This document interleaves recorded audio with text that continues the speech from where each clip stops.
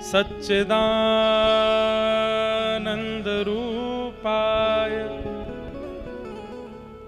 विश्वोत्पत्त्यादि Hathaway तापत्रय विनाशाय श्री कृष्णाय वयं नमः। सच्चिदानंद रूपाय, भगवान के 3 रूप, 3 गुण और 3 कर्म इस विषय में बताए गए हैं। बहुत ध्यान से सुनिएगा।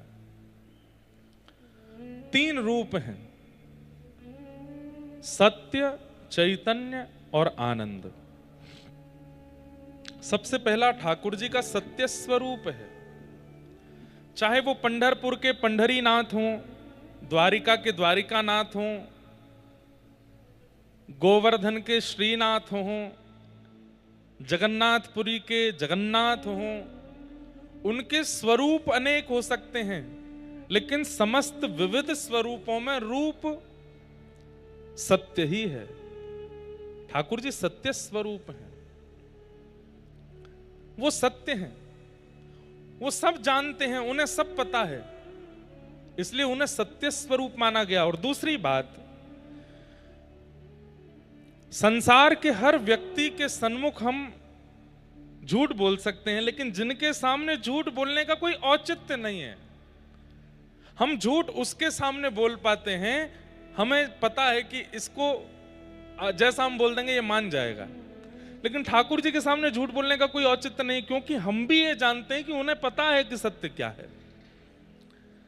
कहने का अभिप्राय, जहां झूठ भी घबराता हो उन्हें सत्य कहते हैं, वो सत्य है।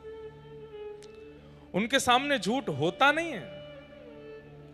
और एक और बात कह दूं तो इसमें कोई अतिशयोक्ति नहीं, झूठ उसके सामने बुल जाता है जो असत्य है।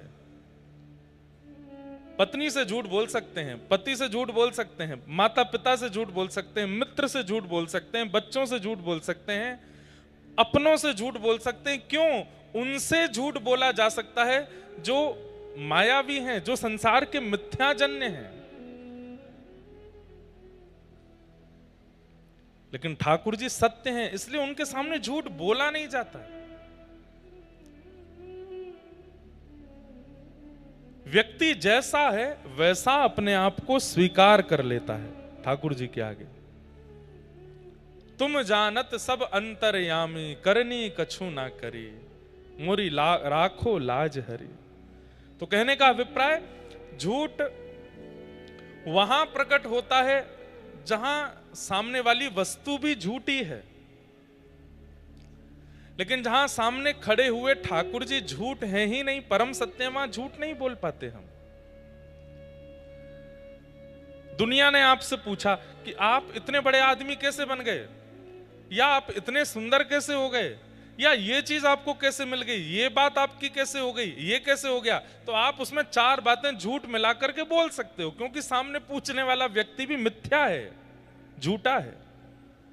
लेकिन जब आप पंढरीनाथ के सामने जाओगे, जब आप गणेश जी के सामने जाओगे, जब आप अपने इष्ट के सामने जाओगे, वहां यथार्थ ही बोलोगे, वहां झूठ नहीं बोला जा सकता। क्यों? क्योंकि वो सत्य है, वो सब जानता है, वो व्यापक है। और एक और बात, झूठ उसके सामने बोला जाता है जिसकी व्यापकता सीमित है। व्यापकता समझते हैं?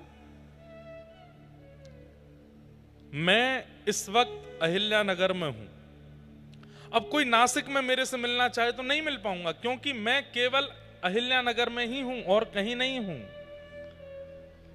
लेकिन ठाकुर जी से नासिक में भी मिला जा सकता है, अहिल्यानगर में भी, दिल्ली में भी, जम्मू कश्मीर में भी, अमेरिका में भी, न्यूजीलैंड में भी, ऑस्ट्रेलिया में भी, कहीं भी, क्योंकि वो सर्वव्यापक है, सब जगह एक ही समय पर हर स्थिति में सब जगह व्याप्त है। तो व्यापक से झूठ नहीं बोला जाता, जिसकी व्यापकता नहीं है उसके सामने झूठ बोला जाता है। मेरी, आपकी, हम सबकी व्यापकता नहीं है, इसलिए हम झूठे हैं। हमारे सामने कोई भी झूठ बोल देता है, लेकिन ठाकुर जी व्यापक हैं, सर्वत्र हैं, इसलिए उनके सामने असत्य टिकता नहीं है, इसलिए वो कौन है? सत्य है, सत्य। अब देखो, वृंदावन अहिल्यानगर से 1200-1300 किलोमीटर होगा, लेकिन वृंदावन की चर्चा यदि 1 घंटे में करने लग जाऊं, यमुना जी के बारे में, रज के बारे में, गोवर्धन के बारे में, राधा वल्लभ, राधा रमण, राधा श्याम सुंदर, बांके बिहारी, सबके बारे में चर्चा करने लगूं, 1 घंटे में दावे से कहता हूं आप ये भूल जाओगे कि आप अहिल्यानगर में हो। ऐसा लगेगा वृंदावन यहीं आ गया है, यही वृंदावन है। क्यों? ताली बाद में बजाना, पहले सुनो क्यों। क्योंकि वृंदावन व्यापक है, वृंदावन अस्थिर नहीं है, वृंदावन व्यापक है, कृष्ण का स्वरूप है।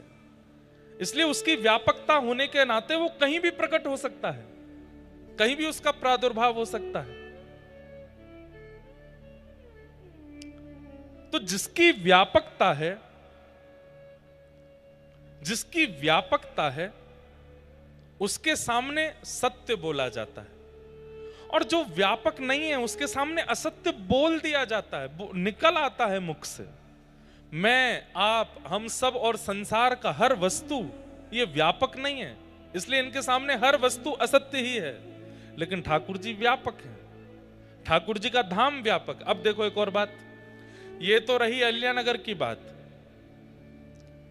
अमेरिका में कथा हो रही है और वहां भी वृंदावन की चर्चा होने लगे तो अमेरिका में भी वृंदावन प्रकट हो जाएगा एक क्षण के लिए। लेकिन वृंदावन में अमेरिका की चर्चा हो तो अमेरिका प्रकट नहीं होगा, लंदन प्रकट नहीं होगा, लेकिन वृंदावन कहीं भी प्रकट हो सकता है।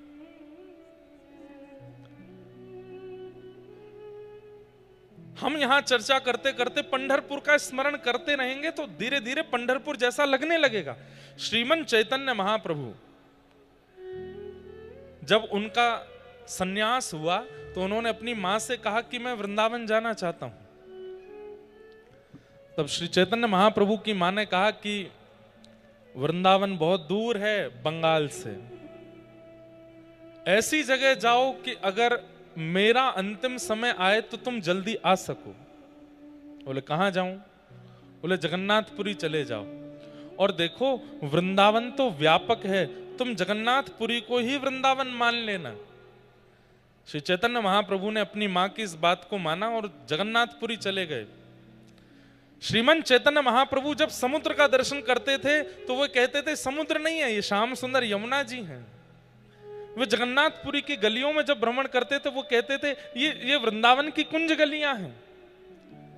श्री जगन्नाथ का नीलाचल पर्वत, वे कहते थे ये गोवर्धन है। श्री जगन्नाथ मंदिर, बोले ये द्वारिका है। गुंडीचा, बोले वो वृंदावन है।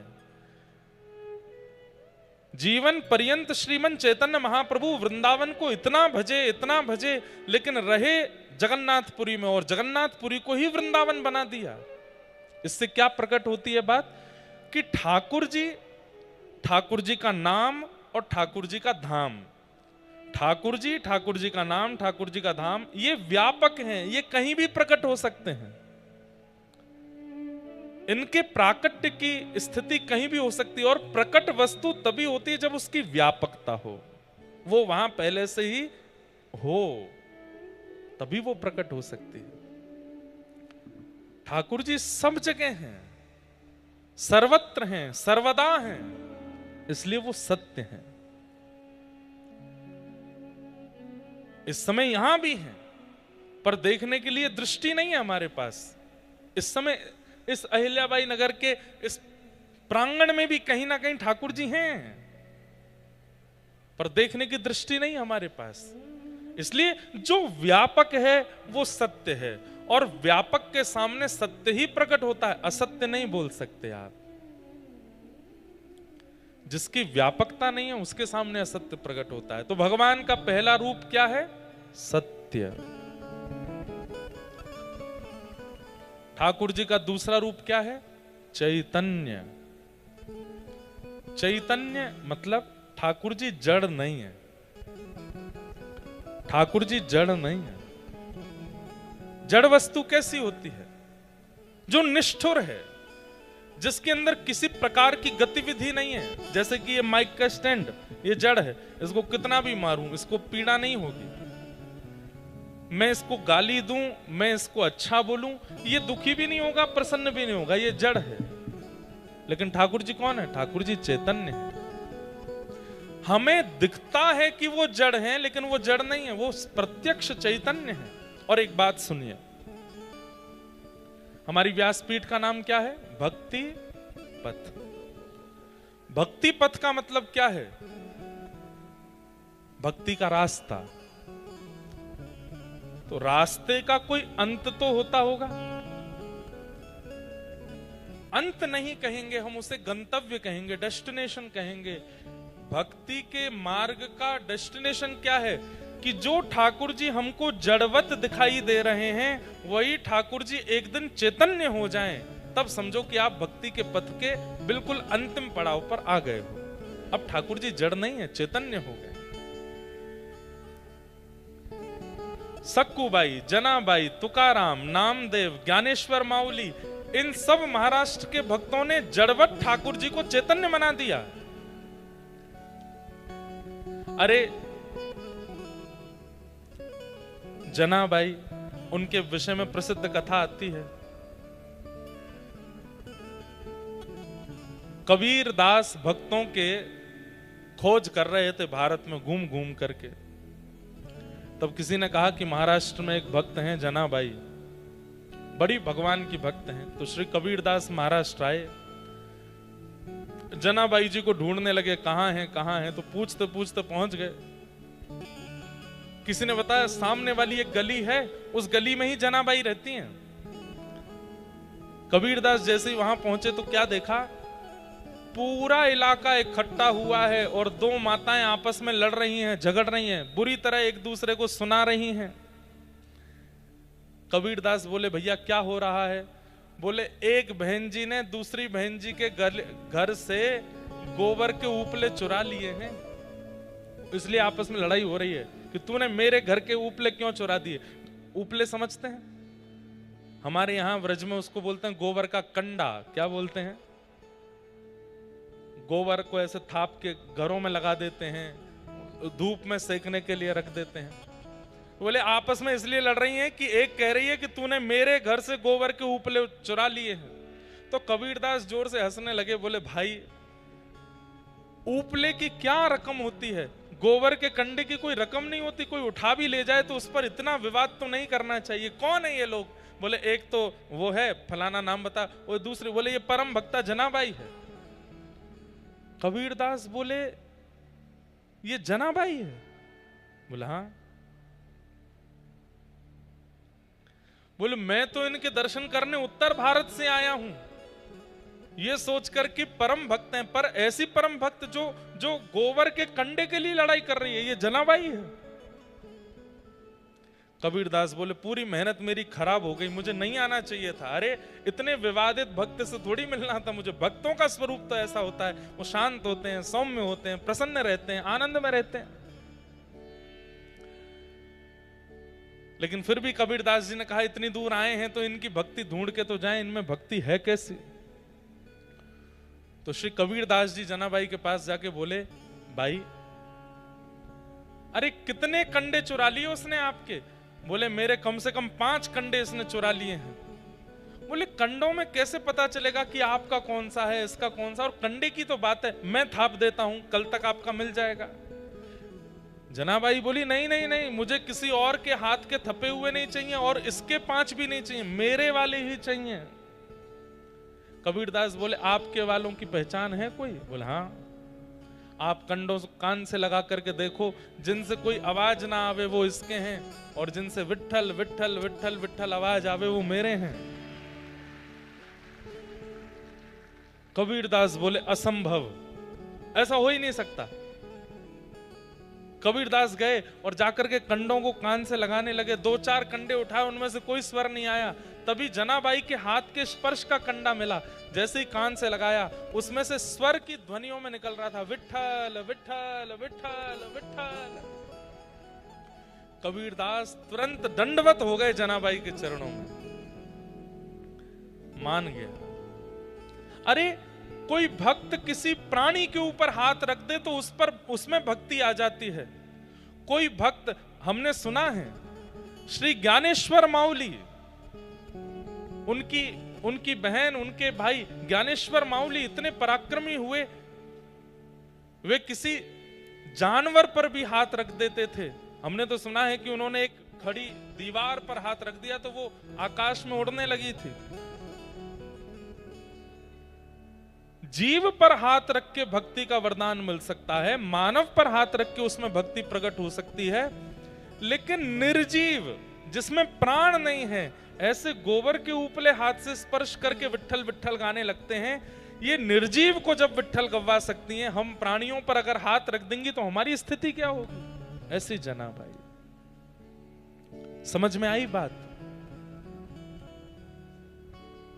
जहां भक्त के स्पर्श करने से गोबर का कंडा विट्ठल बोल सकता है, वो परमात्मा, उस भक्त के हृदय में विराजमान होने वाले परमात्मा जड़ कैसे हो सकते हैं? वो तो चैतन्य है। ठाकुर जी जड़ नहीं है, चैतन्य है।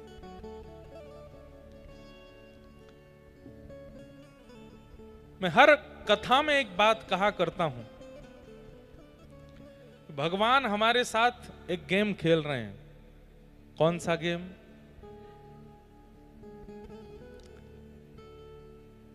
विष अमृत। एक गेम हम उत्तर भारत में लोग खेलते हैं, और मैं बार बार उत्तर भारत नहीं बोलूंगा, नहीं तो बड़ा अलग अलग सा लगता है, जैसे महाराष्ट्र कोई अलग थोड़ा ही है। हम ऐसा बता देंगे कि हमारे यहाँ ऐसा होता है, ऐसा बोल देंगे। उत्तर भारत नहीं बोलूंगा, भारत सब एक ही है, कोई ऊपर नीचे इधर उधर नहीं है बात। तो हमारे यहाँ गेल खेलते, आपके यहाँ भी खेलते होंगे उसको। उसमें एक और गेम होता है बर्फ पानी। उसमें एक व्यक्ति होता है, वो जितनों को छू देता है वो सब बर्फ बन जाते हैं, और जो बचते हैं वो उसको पकड़ करके पानी बनाने का प्रयास करते हैं।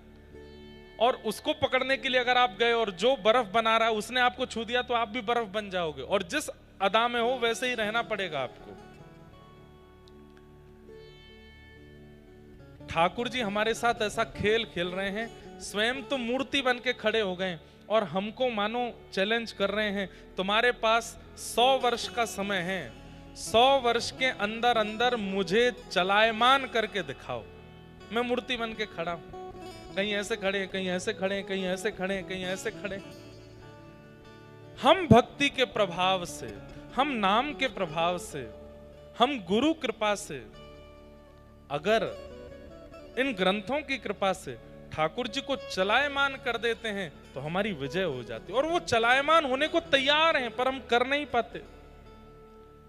ठाकुर जी जड़वत खड़े हैं हमारे सामने,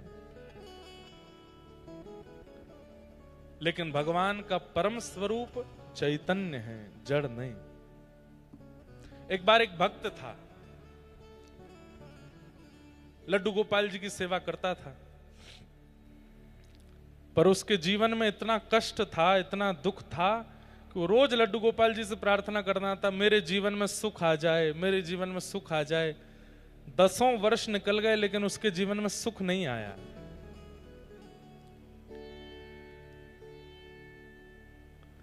तो एक दिन उसका एक मित्र आया, उस मित्र ने आकर के कहा, बोले भैया हमारा तो घर भी बन गया, हमारा तो व्यापार भी बहुत अच्छा चल रहा है, बच्चे भी अच्छे पढ़ लिख रहे हैं, बहुत बढ़िया चल रहा है। तो उस भक्त ने कहा, भाई तुम कौन से भगवान की पूजा करते हो? मैं गोपाल जी की पूजा करता हूँ, 10 साल से कह रहा हूँ, मेरा तो कोई भी काम नहीं बन रहा।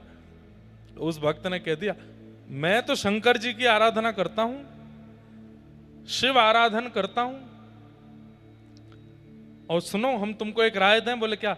ये गोपाल जी की सेवा थोड़ी तुम कम करो, शंकर जी की आराधना करो, शिव भक्त, शिव जी जल्दी प्रसन्न होते हैं। और मेरा आपका, हम सब संसारी लोगों का स्वभाव ऐसा ही है, जहां की तरफ हमको लगता है कि पटला भारी है, हम वहीं की तरफ झुक जाते हैं।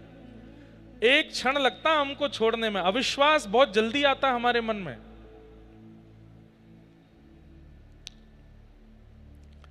गोपाल जी को उठा करके अलमारी में रख दिया, शंकर जी ले आया, अब शंकर जी की पूजा करने लगा।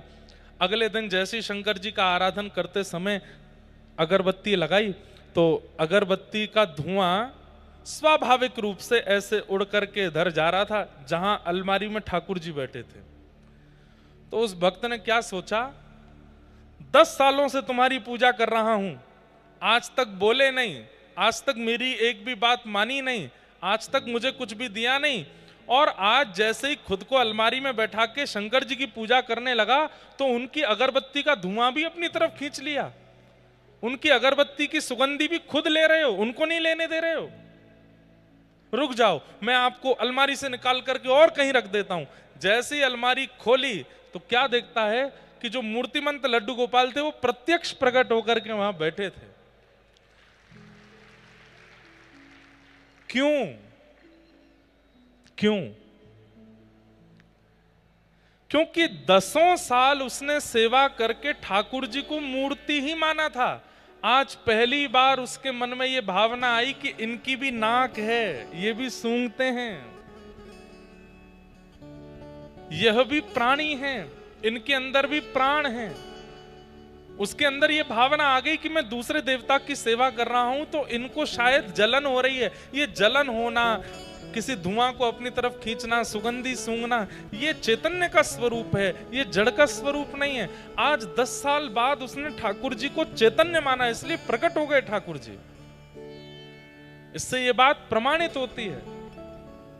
हम आज तक अपने ठाकुर जी के प्रति चैतन्य बुद्धि कर ही नहीं पाए हैं, इसलिए ठाकुर जी जड़ ही रहते हैं, वो चैतन्य नहीं बनते।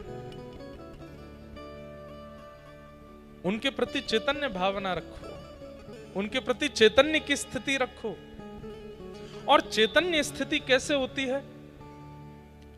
ठाकुर जी से कोई संबंध बना लीजिए, ठाकुर जी को अपना कुछ मान लीजिए, उनके प्रति चैतन्य बुद्धि रखने लगोगे तो ठाकुर जी की गतिविधियां होने लगेंगी। कभी आंखें भी टिमटिमाएंगे, कभी हाथ भी चलाएंगे, कभी पैर भी चलाएंगे, कभी बोलने भी लगेंगे। जितने भी भक्तों का नाम लीजिए, एक भी भक्त ऐसा नहीं है जिसने मूर्ति पूजा की हो। सब भक्तों को चैतन्य भगवान ने दर्शन दिया। क्यों? क्योंकि उस भक्त ने ठाकुर जी के प्रति कभी जड़ बुद्धि रखी ही नहीं। वो ठाकुर जी को चैतन्य मानता है, हम जड़ मानते हैं। ठाकुर जी जड़ नहीं है, चैतन्य है। व्रज में एक महात्मा यमुना स्नान कर रहे थे।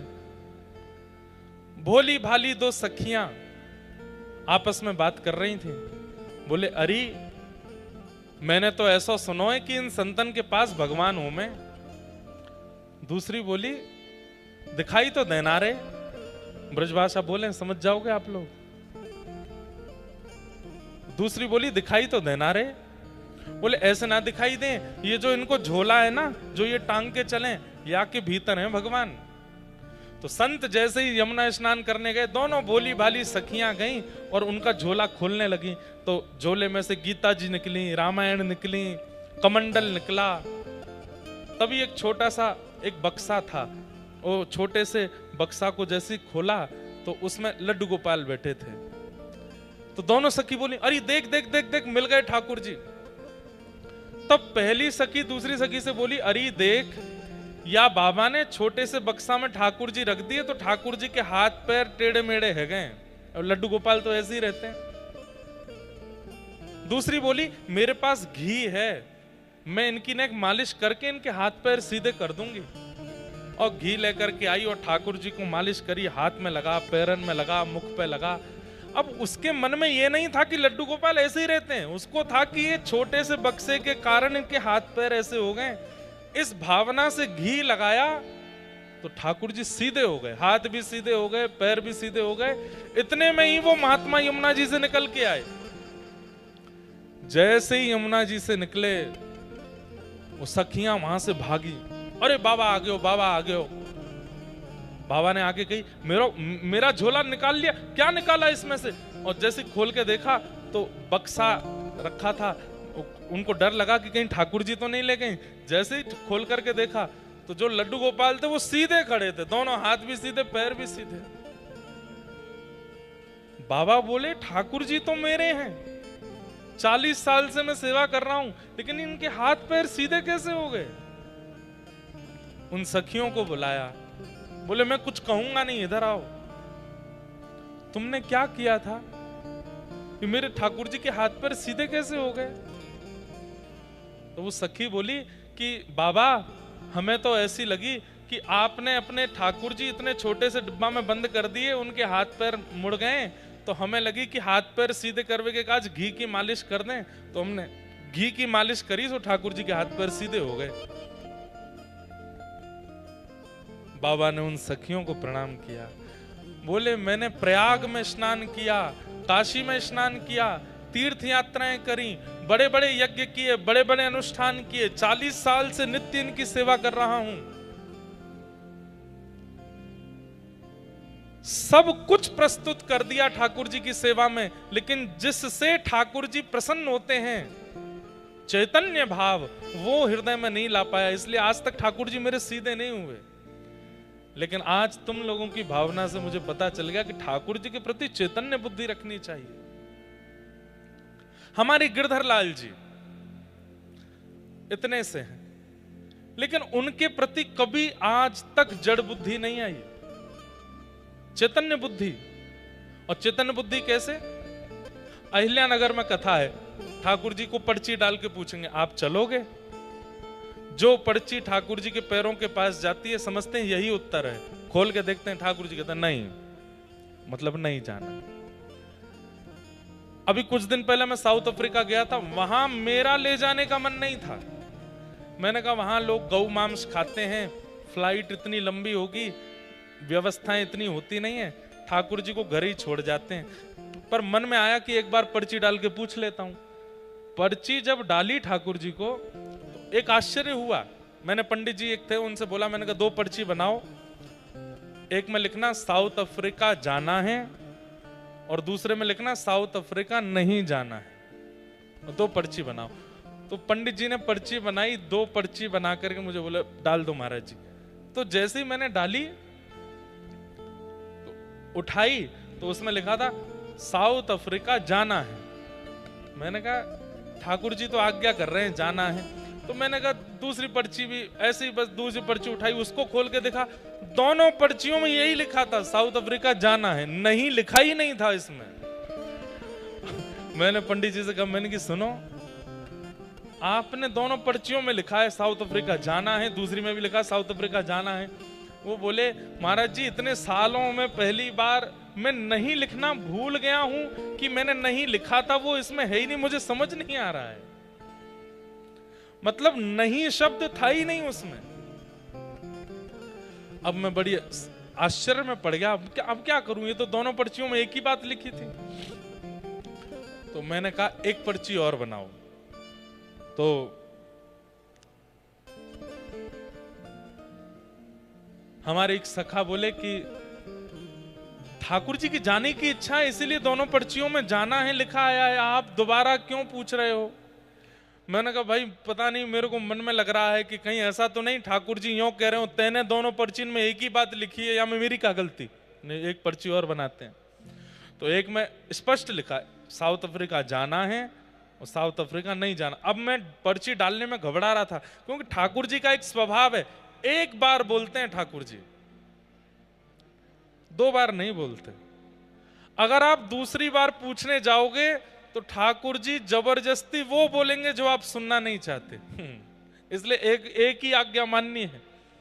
तो मैंने पहले लाल जी के चरणों में प्रणाम किया, खूब कान पकड़े। मैंने कहा देखो आप गुस्सा मत होना, और गुस्सा होकर के वो मत बोलना जो मैं नहीं सुनना चाहता। मेरी भूल से दोनों, हाँ लाली अभी लेता हूं बैठो। मैंने कहा मेरी भूल से दोनों पर्चियों में जाना है लिखा गया है, एक लास्ट बार बता दो जाना है कि नहीं जाना। और जब पर्ची डाली तो जो चरणों के पास गई, उठाई तो उसमें लिखा था साउथ अफ्रीका जाना है। अब चाहे उसमें 12 घंटे की फ्लाइट हो, 4 घंटे का कहीं लेओवर हो, कोई खाने को नहीं मिले, पीने की व्यवस्था नहीं, लेकिन ठाकुर जी को जाना है तो जाना है। वो गए वो, और जहां नहीं जाना वहीं नहीं जाना। इसका मतलब क्या है? वो चैतन्य है, उनके प्रति चैतन्य भाव। कितनी लीलाएं हमारे लाल जी करते हैं, ऐसी बहुत लीलाएं हैं। जो मैं बता भी नहीं सकता मंच से। एक बार पहले जब शुरुआत में सेवा करनी प्रारंभ की तो घर में नौका विहार कर रहा था, तो जब ठाकुर जी को नौका में बिठाया तो मेरे मन में ऐसी भावना हुई कि ठाकुर जी का नौका में बैठने का मन नहीं है, पानी में कूदने का मन है। लेकिन घर के सब बड़े लोग, कुछ गुरुजन भी थे, मैंने कहा अच्छा नहीं लगता, ठाकुर जी को नौका विहार कराओ। थोड़ी देर नौका विहार करते रहे। अचानक से, ये बात पहली बार बता रहा हूं मैं कथा में, कोरोना का टाइम था, एक भैया सामने बैठे, एक छोटा सा, हमने जो छोटे बच्चों का टब होता है ना, उसमें पानी भर के नौका विहार कर रहे थे। मैं यहां से नौका चलाऊं, धीमे धीमे वो पकड़े, फिर वो वहां से चलाएं। मैंने धीमे धीमे ऐसे लाल जी से कहा, मैंने कहा लाल जी, मेरे मन में तो आ रहा है कि आप कूदना चाहते हो, पर मैं नहीं कूदाऊंगा। आपका मन है तो अपने आप कूद जाओ। और आप सत्य मानिए, मैं, अब आप ये भी कह सकते हैं कि आपने नाव छोड़ी ऐसी होगी कि वो पलट गई होगी। मैंने नहीं छोड़ी थी, सामने से आ रही थी, उसी समय मैं सोच रहा था आपका स्नान का अगर मन है तो खुद कूद जाइए। और उन्होंने जैसे ही नाव चलाई, बिल्कुल सीधी आ रही थी, और अचानक से एक तरफ मुड़ी और श्री गिरधर लाल जी तुरंत नाव में। जैसे ही जल में गोता खाया, मैं दौड़ के, मैं लाल जी गिर गए, लाल जी गिर गए। सब बोले हो क्या हो गया, ठाकुर जी गुस्सा है ना। मैं मनी मन खुश हूं, मुझे पता है ना क्या हुआ, इनका डुबकी मारने का मन था, इसीलिए कूदे हैं। ऐसे सब भावनाएं कब प्रकट होती हैं? जब आप अपने ठाकुर को मार्बल का, धातु का, अष्ट धातु का, सोने का, चांदी का नहीं मानते, उनको चैतन्य मानते हो। वो चैतन्य है, वो चैतन्य है। उनके प्रति चैतन्य बुद्धि रखो। भगवान का दूसरा स्वरूप है चैतन्य। हमारे एक शिष्य बैठे हैं अभी यहां पंडाल में, उनका नाम नहीं बोलूंगा। वो हर महीने 30 पर्चियां बनाते हैं, और 30 पर्चियों में लिखते हैं कि ठाकुर जी आपको क्या खाना है। एक पर्ची में इडली डोसा, एक पर्ची में पूरन पोली, एक पर्ची में पंजाबी क्या कहते हैं पनीर आदि, एक पर्ची में आलू पराठा। ऐसे 30 दिन की पर्ची बनाते हैं, और हर दिन अपने ठाकुर जी के आगे सुबह सुबह पर्ची उठाते हैं कि आज आपको क्या पाना है। अब चाहे जो निकल आए उसमें वही बनेगा ठाकुर जी की प्रसादी के लिए। और उसमें भावना क्या है कि ये ठाकुर जी की आज्ञा है। ठाकुर जी को चैतन्य मानो, जड़ नहीं, वो चैतन्य है। नामदेव जी को कैसे मिल गए ठाकुर जी? नामदेव जी के नाना जी वामदेव जी ठाकुर जी की सेवा करते थे। नामदेव जी दूर खड़े होकर के देखते थे, और बस उनकी इच्छा होती थी कि इनकी सेवा कभी मैं करूं। वामदेव जी को कहीं जाना था तो नामदेव जी से कह गए, तुम ज्यादा कुछ मत करना, बस एक काम करना। बोले क्या? ठाकुर जी का रोज भोग लगाना, और भोग लगा के ही पाना। ठीक है। नामदेव जी तो बड़े खुश हो गए। भोग लगा करके जैसे ही ले गए ठाकुर जी के आगे, बोले ठाकुर जी पा लीजिए, बहुत सुंदर दाल बना है, साग बनी है, रोटी बनी है, बहुत सुंदर ये सब सामग्री पाइए ठाकुर जी। और ठाकुर जी तो खड़े हैं, पा नहीं रहे। नामदेव जी बोले आप पा क्यों नहीं रहे हो? स्वाद में कोई कमी है क्या? अरे नहीं नहीं, स्वाद में कोई कमी नहीं है, सामग्री बहुत अच्छी सिद्ध हुई है, सब कुछ बहुत अच्छा है। एक दिन 2 दिन निकल गए तो श्री नामदेव जी सोचने लगे मेरी भक्ति में कोई कमी है, इसीलिए आप नहीं पा रहे हो। नाना जी के हाथ से पा लेते हो, मेरे हाथ से नहीं पा रहे हो। पर उनको कौन बताए कि नाना जी के हाथ से भी नहीं पाते थे ठाकुर जी। लेकिन नामदेव जी इतने बालक थे, रुदन करने लगे और रोते रोते बोले अगर आपने प्रसाद नहीं पाया तो नाना जी वापस आके आपकी सेवा मुझसे छीन लेंगे, और मैं वो नहीं चाहता।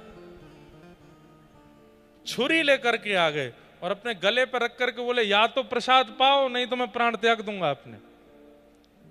इतने में ही ठाकुर जी प्रकट हो गए। प्रकट होकर के नामदेव जी का हाथ पकड़ लिया और पकड़ करके बोले मैं इतनी जल्दी प्रकट नहीं होता।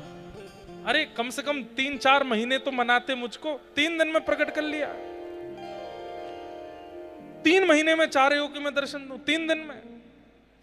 ठाकुर जी प्रकट हो गए, प्रकट होकर के खूब प्रेम से पाया। 3-4 दिन बाद जब वामदेव जी वापस आए और जब थाली लेकर के वामदेव जी गए, ठाकुर जी ने नहीं पाया, तो नामदेव जी ने टोक दिया, बोले नाना जी आप तो यथावत थाली उठा के लिया, ठाकुर जी ने तो पाया ही नहीं। तो वामदेव जी हंसने लगे, बोले ठाकुर जी पाते नहीं है, बस देखते हैं। बोले ऐसे कैसे नहीं पाते, मैं तो पवाता था। बोले अच्छा मेरे सामने पवा के दिखाओ। नामदेव जी फिर आ गए, ठाकुर जी पाओ, जैसे 3 दिन पहले मेरे साथ पा रहे थे वैसे पाओ। ठाकुर जी नहीं आए। नामदेव जी बोले ऐसे नहीं आते, मुझे पता है कैसे आते हैं। गए दोबारा छुरी लेके आए और फिर से गले पर रखी।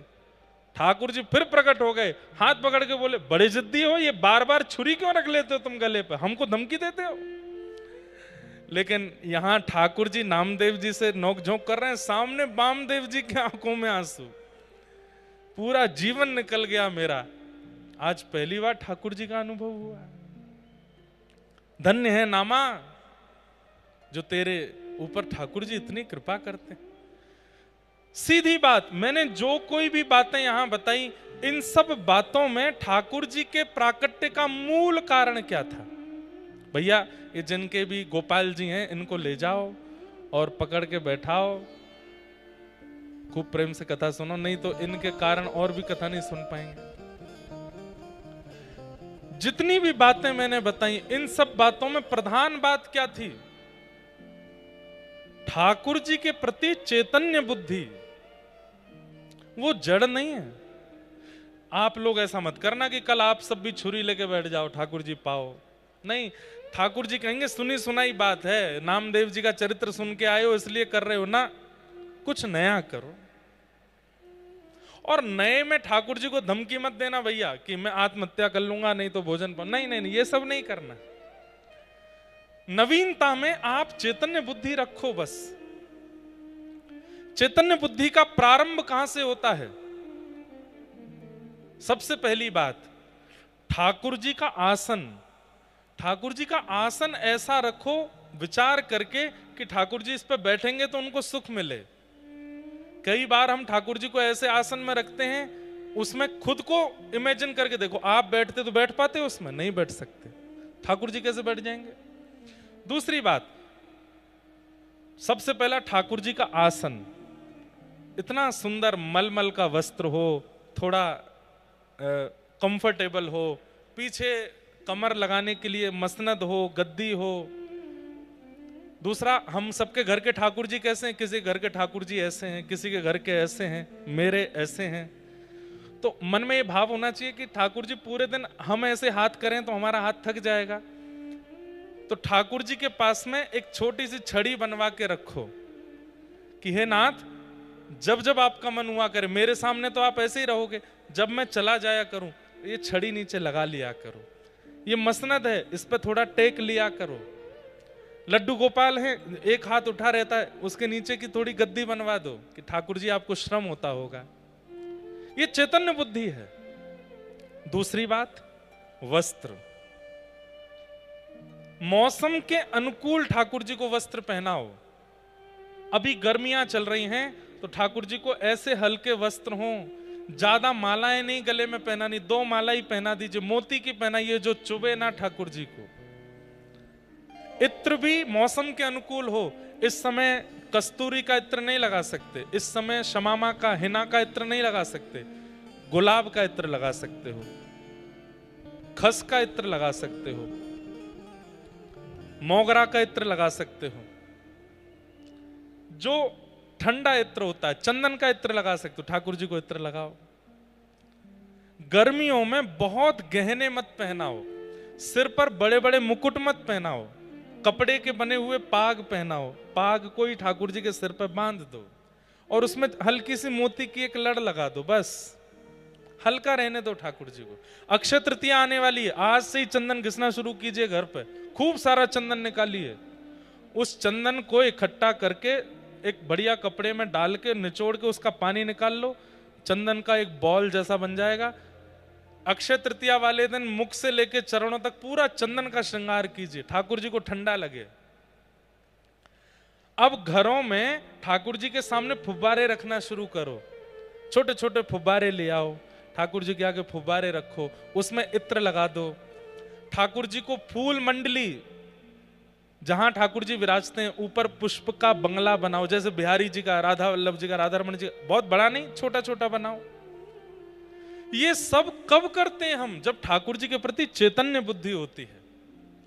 तो चैतन्य बुद्धि में विशेष ध्यान रखिए, सबसे पहले तो आसन का, दूसरा ध्यान रखिए वस्त्रों का, तीसरा ध्यान रखिए अंग पर लगने वाले इत्र का, और चौथा ध्यान रखिए श्रृंगार का, और पांचवा एक बहुत जरूरी काम, मिट्टी का बर्तन लाइए, उसमें जल भर के रखिए। ठाकुर जी का पास में, उसको झारी जी बोलते हैं। अभी सोने चांदी या पीतल के वस्त्र नहीं, वो पात्र नहीं, मिट्टी का पात्र, उसमें जल भरो। जैसे हमारे घर में घड़े होते हैं, ऐसे छोटा सा ठाकुर जी का ले आओ, उसमें जल भर के, उसमें थोड़ी केसर और थोड़ा कूट करके इलायची, थोड़ा ठंडा रहे पानी, और उसको चारों तरफ कपड़े, गीले कपड़े से लपेट के ठाकुर जी के पास रखो, जल पीने का।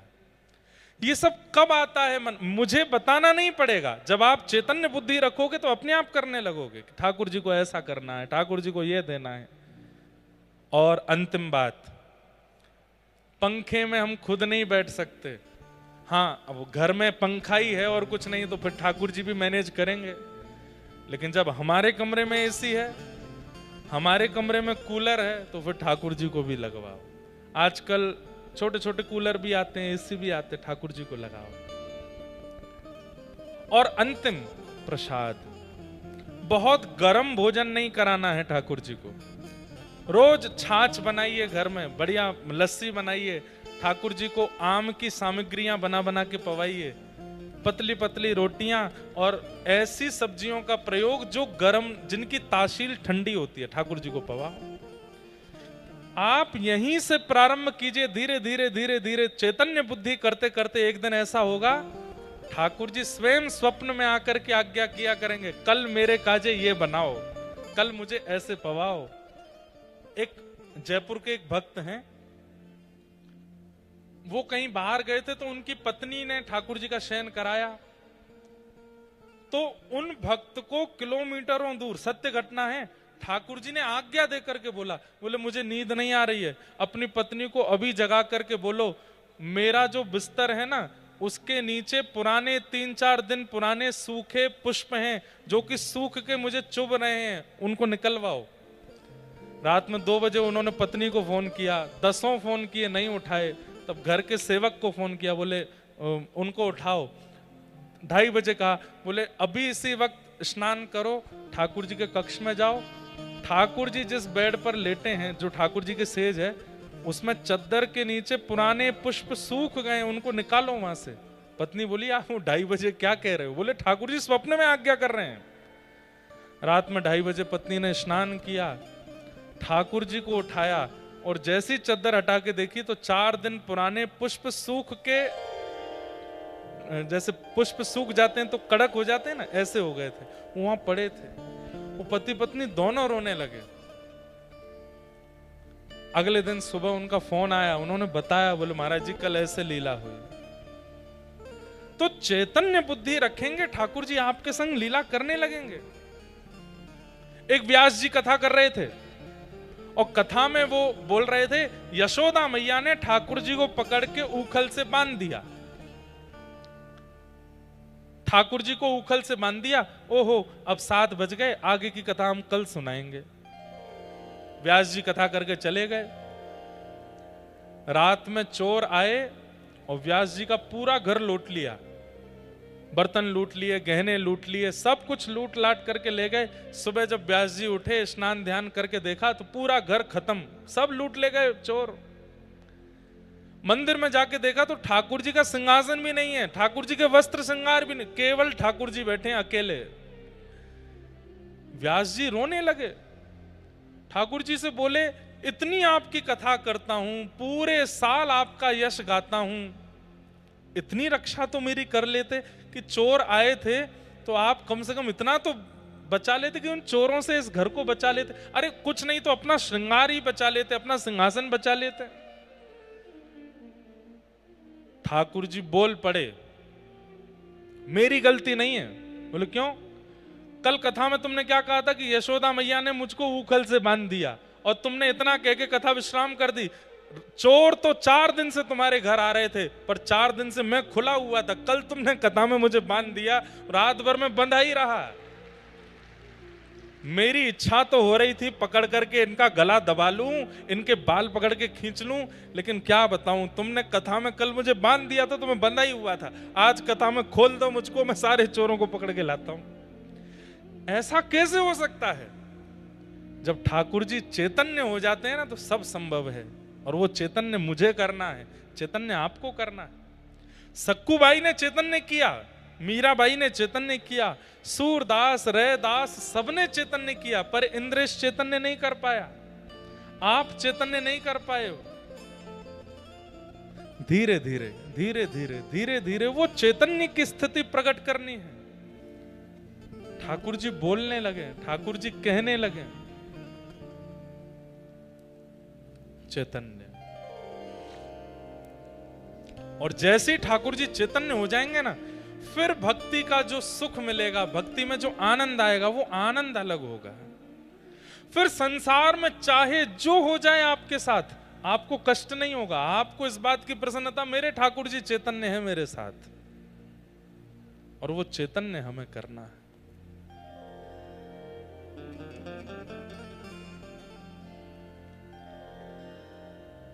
सच्चिदानंद रूपाय, भगवान का पहला स्वरूप सत्य है, दूसरा चैतन्य और तीसरा आनंद। ठाकुर जी आनंद हैं, ठाकुर जी आनंद प्रदान करते हैं, उनका स्वरूप आनंद है।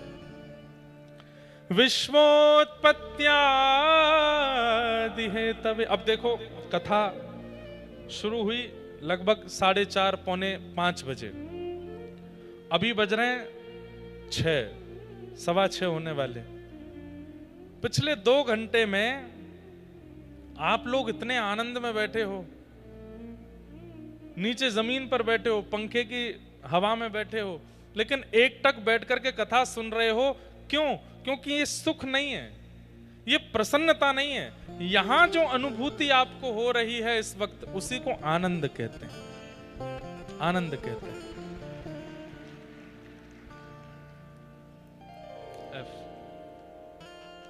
मुझे मराठी ज्यादा आती तो नहीं, लेकिन 1-2 पंक्तियां मुझे आती हैं कहीं कहीं की। अरे मनात भरली पंढरी, मनात। अच्छा देखो, मैं तो फिर भी गा लूंगा, हमारे संघ वालों को तो बिल्कुल ही नहीं आती है, तो इसलिए आगामी 7 दिन के लिए मेरे कोरस वाले आप सब हो, ठीक है? जब कभी भी हम कोई मराठी भाव गाएंगे, आपको मेरा साथ देना पड़ेगा, ठीक है? प्रॉमिस? बोलो पक्का, जोर से बोलो पक्का। गाओ। मनात भरली पंढरी, मनात भरली पंढरी। अहिल्या नगर वालों थोड़ी न तेज बोलो, हमको आवाज तो आवे आपकी। ऐसे तो गाइए कि कम से कम आपकी आवाज व्यासपीठ तक। वैसे तो हम कथा में बोलते हैं इतना तेज गाओ कि वृंदावन तक आवाज जाए, पंढरपुर तक आवाज जाए, पर आप लोग यहीं तक ही पहुंचा दो।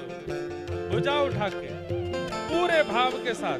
मनात भरली पंढरी, मनात भरली पंढरी, मनात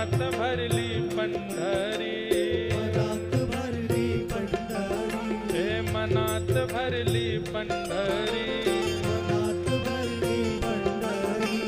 जाइन मड़ते माहेरी,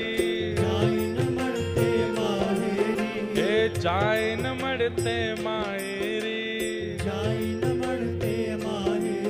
हे पांडुरंगाच्या दरबारी बाई हासत नाचत, पांडुरंगाच्या दरबारी बाई हासत नाचत, हे पांडुरंगाच्या दरबारी बाई हासत नाचत।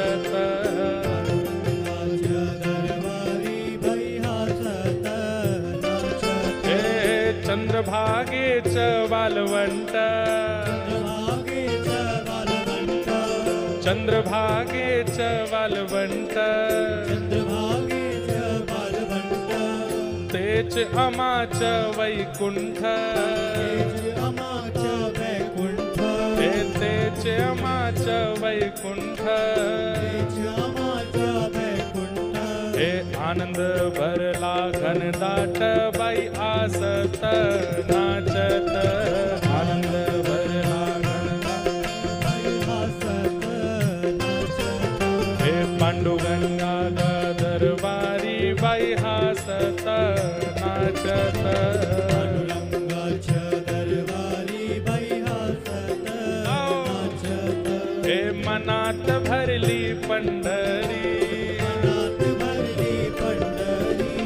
जाईन म्हणते माहेरी हे जाईन म्हणते माहेरी हे पांडुरंगाच्या दरबारी बाई हासत नाचत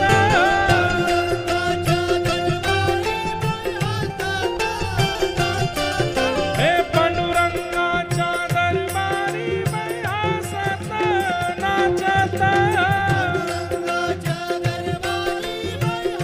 श्री पंढरीनाथ भगवान की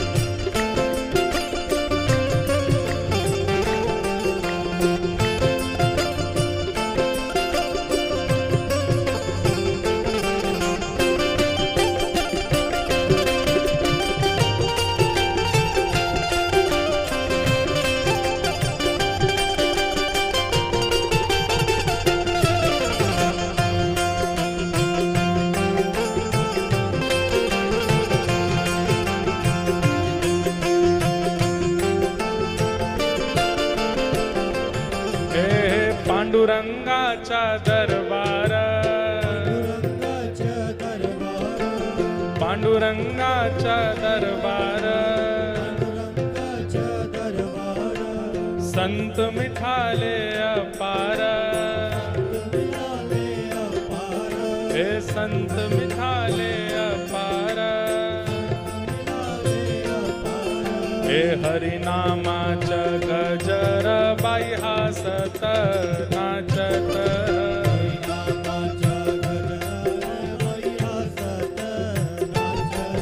हे हरिनामाचा गजर बाई हासत बाई नाचत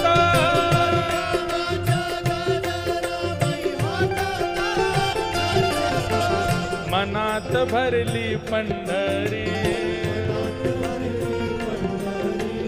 जाईन म्हणते माहेरी हे पांडुरंगाच्या दरबारी बाई हासत नाचत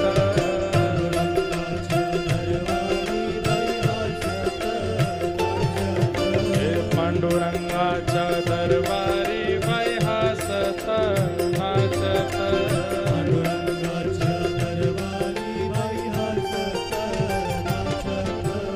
आपण सगळे जाऊया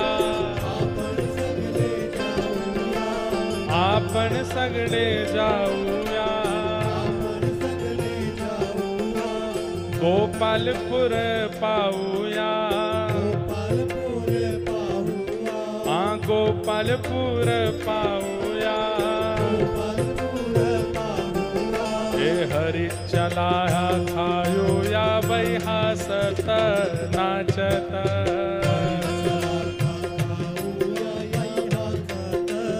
हे पांडुरंगाच्या दरबारी बाई हासत नाचत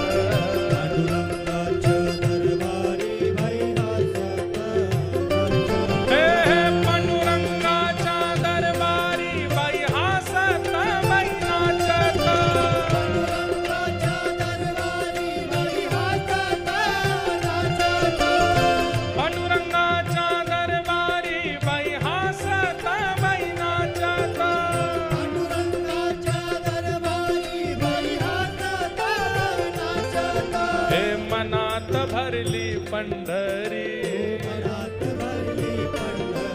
हे मनात भरली पंढरी हे जाईन म्हणते माहेरी हे जाईन म्हणते माहेरी हे पांडुरंगाच्या दरबारी बाई हासता बाई नाचता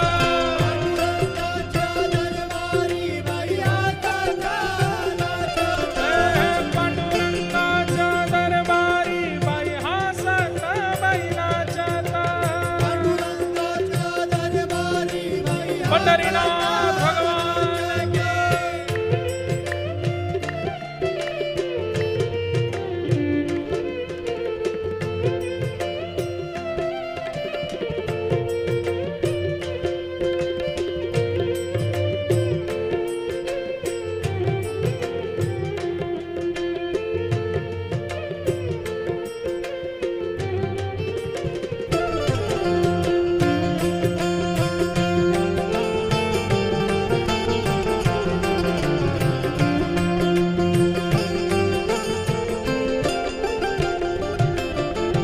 गलात तुलसीची माला गलात तुलसी हे गलात तुलसीची माला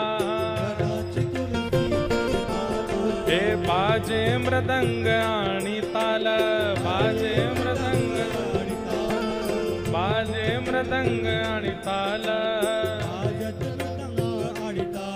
हे कीर्तन करूया हरी हरी बाई हासत बाई नाचत कीर्तन करूया हरी हरी हे कीर्तन करूया हरी हरी बाई हासत बाई नाचत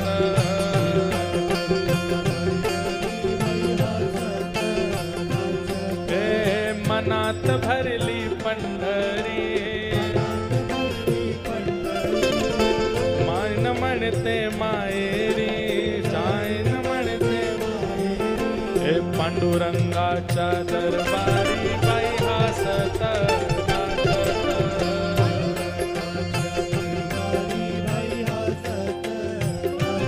हे पांडुरंगाच्या दरबारी बाई हासत नाचत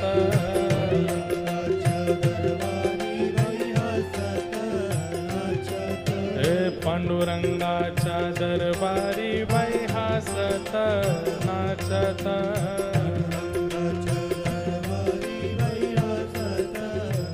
हे विठ्ठल माझा माझा मी विठ्ठलाच्या विठ्ठल माझा मी विठ्ठलाच्या हे विठ्ठल माझा माझा मी विठ्ठलाच्या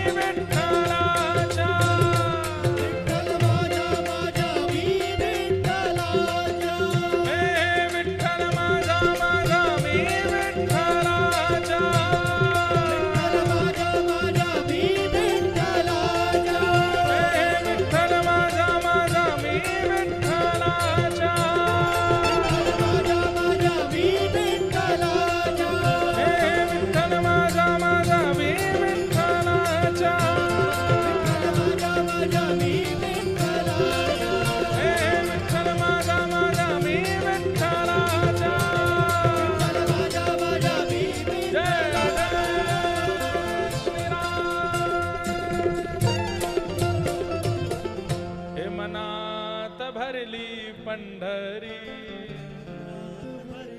ये देखो नाच तो रहे थे लेकिन गा नहीं रहे थे। अरे भाव से गाओ। मनात भरली पंढरी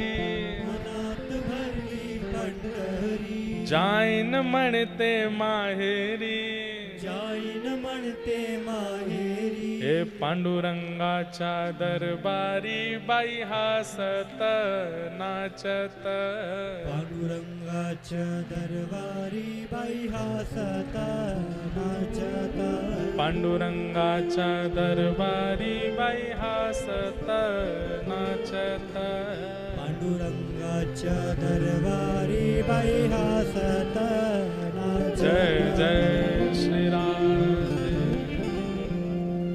भागवत कथाच्या दरबारी बाई हासत नाचत, भागवत कथाच्या दरबारी बाई हासत. हमारा टारगेट है कि हम 1 महीना महाराष्ट्र में हैं तो मराठी इतनी सीख जाएं कि बात करने लगें सबसे मराठी में. बड़ी प्यारी भाषा है, लेकिन भाषा प्यारी तभी लगती है जब उस भाषा में भक्ति की वार्ता हो. अब ऐसे तो हिंदी में भी गाली गलौज करने लगे तो हिंदी भी अच्छी नहीं लगती है. हिंदी में भी भाषा में अभिमान, व्यक्ति अपना मान सम्मान अभिमान की बातें करे तो भाषा अच्छी नहीं लगती. लेकिन उसी भाषा को सुंदर बना दिया जाता है यदि उसी भाषा में ठाकुर जी की चर्चा हो. इंग्लिश बड़ी अच्छी भाषा है लेकिन वो इंग्लिश नॉर्मल लगती है, लेकिन उसी में ठाकुर जी की चर्चा हो तो सुंदर लगने लगती है. ऐसे ही मराठी हो, तमिल हो, कन्नड़ हो या हिंदी हो, पंजाबी हो, गुजराती हो, कोई भी भाषा, वो ऐसा लगता है जैसे मानो भाषा ने रूप धारण कर लिया और आपने ठाकुर जी की चर्चा करके मानो उस भाषा का श्रृंगार कर दिया, वो सुंदर लगने लगती. ऐसी मराठी भी बड़ी सुंदर लगती है अगर उसमें भगवत चर्चा होने लग जाए.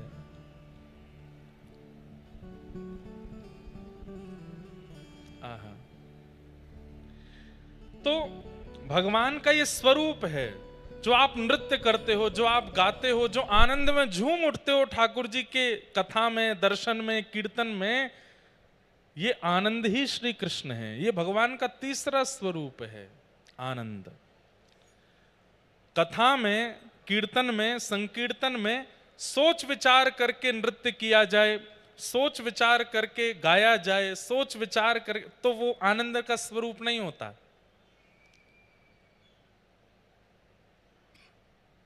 मैं तो गोविंद रा गुण गासूं,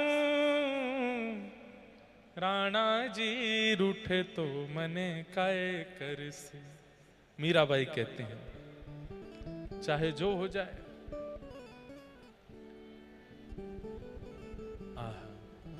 तो आनंद भगवान का स्वरूप है. इस प्रकार भगवान के 3 रूपों का वर्णन किया, सत्य, चैतन्य, आनंद. भगवान के कर्म क्या हैं? विश्वोत्पत्ति आदि है, तवे उत्पत्ति करना, पालन करना और संहार कर देना विश्व का. और तीसरा रूप क्या बताया? गुण, तापत्रय विनाशाय. 3 प्रकार के तापों का जो विनाश करते हैं.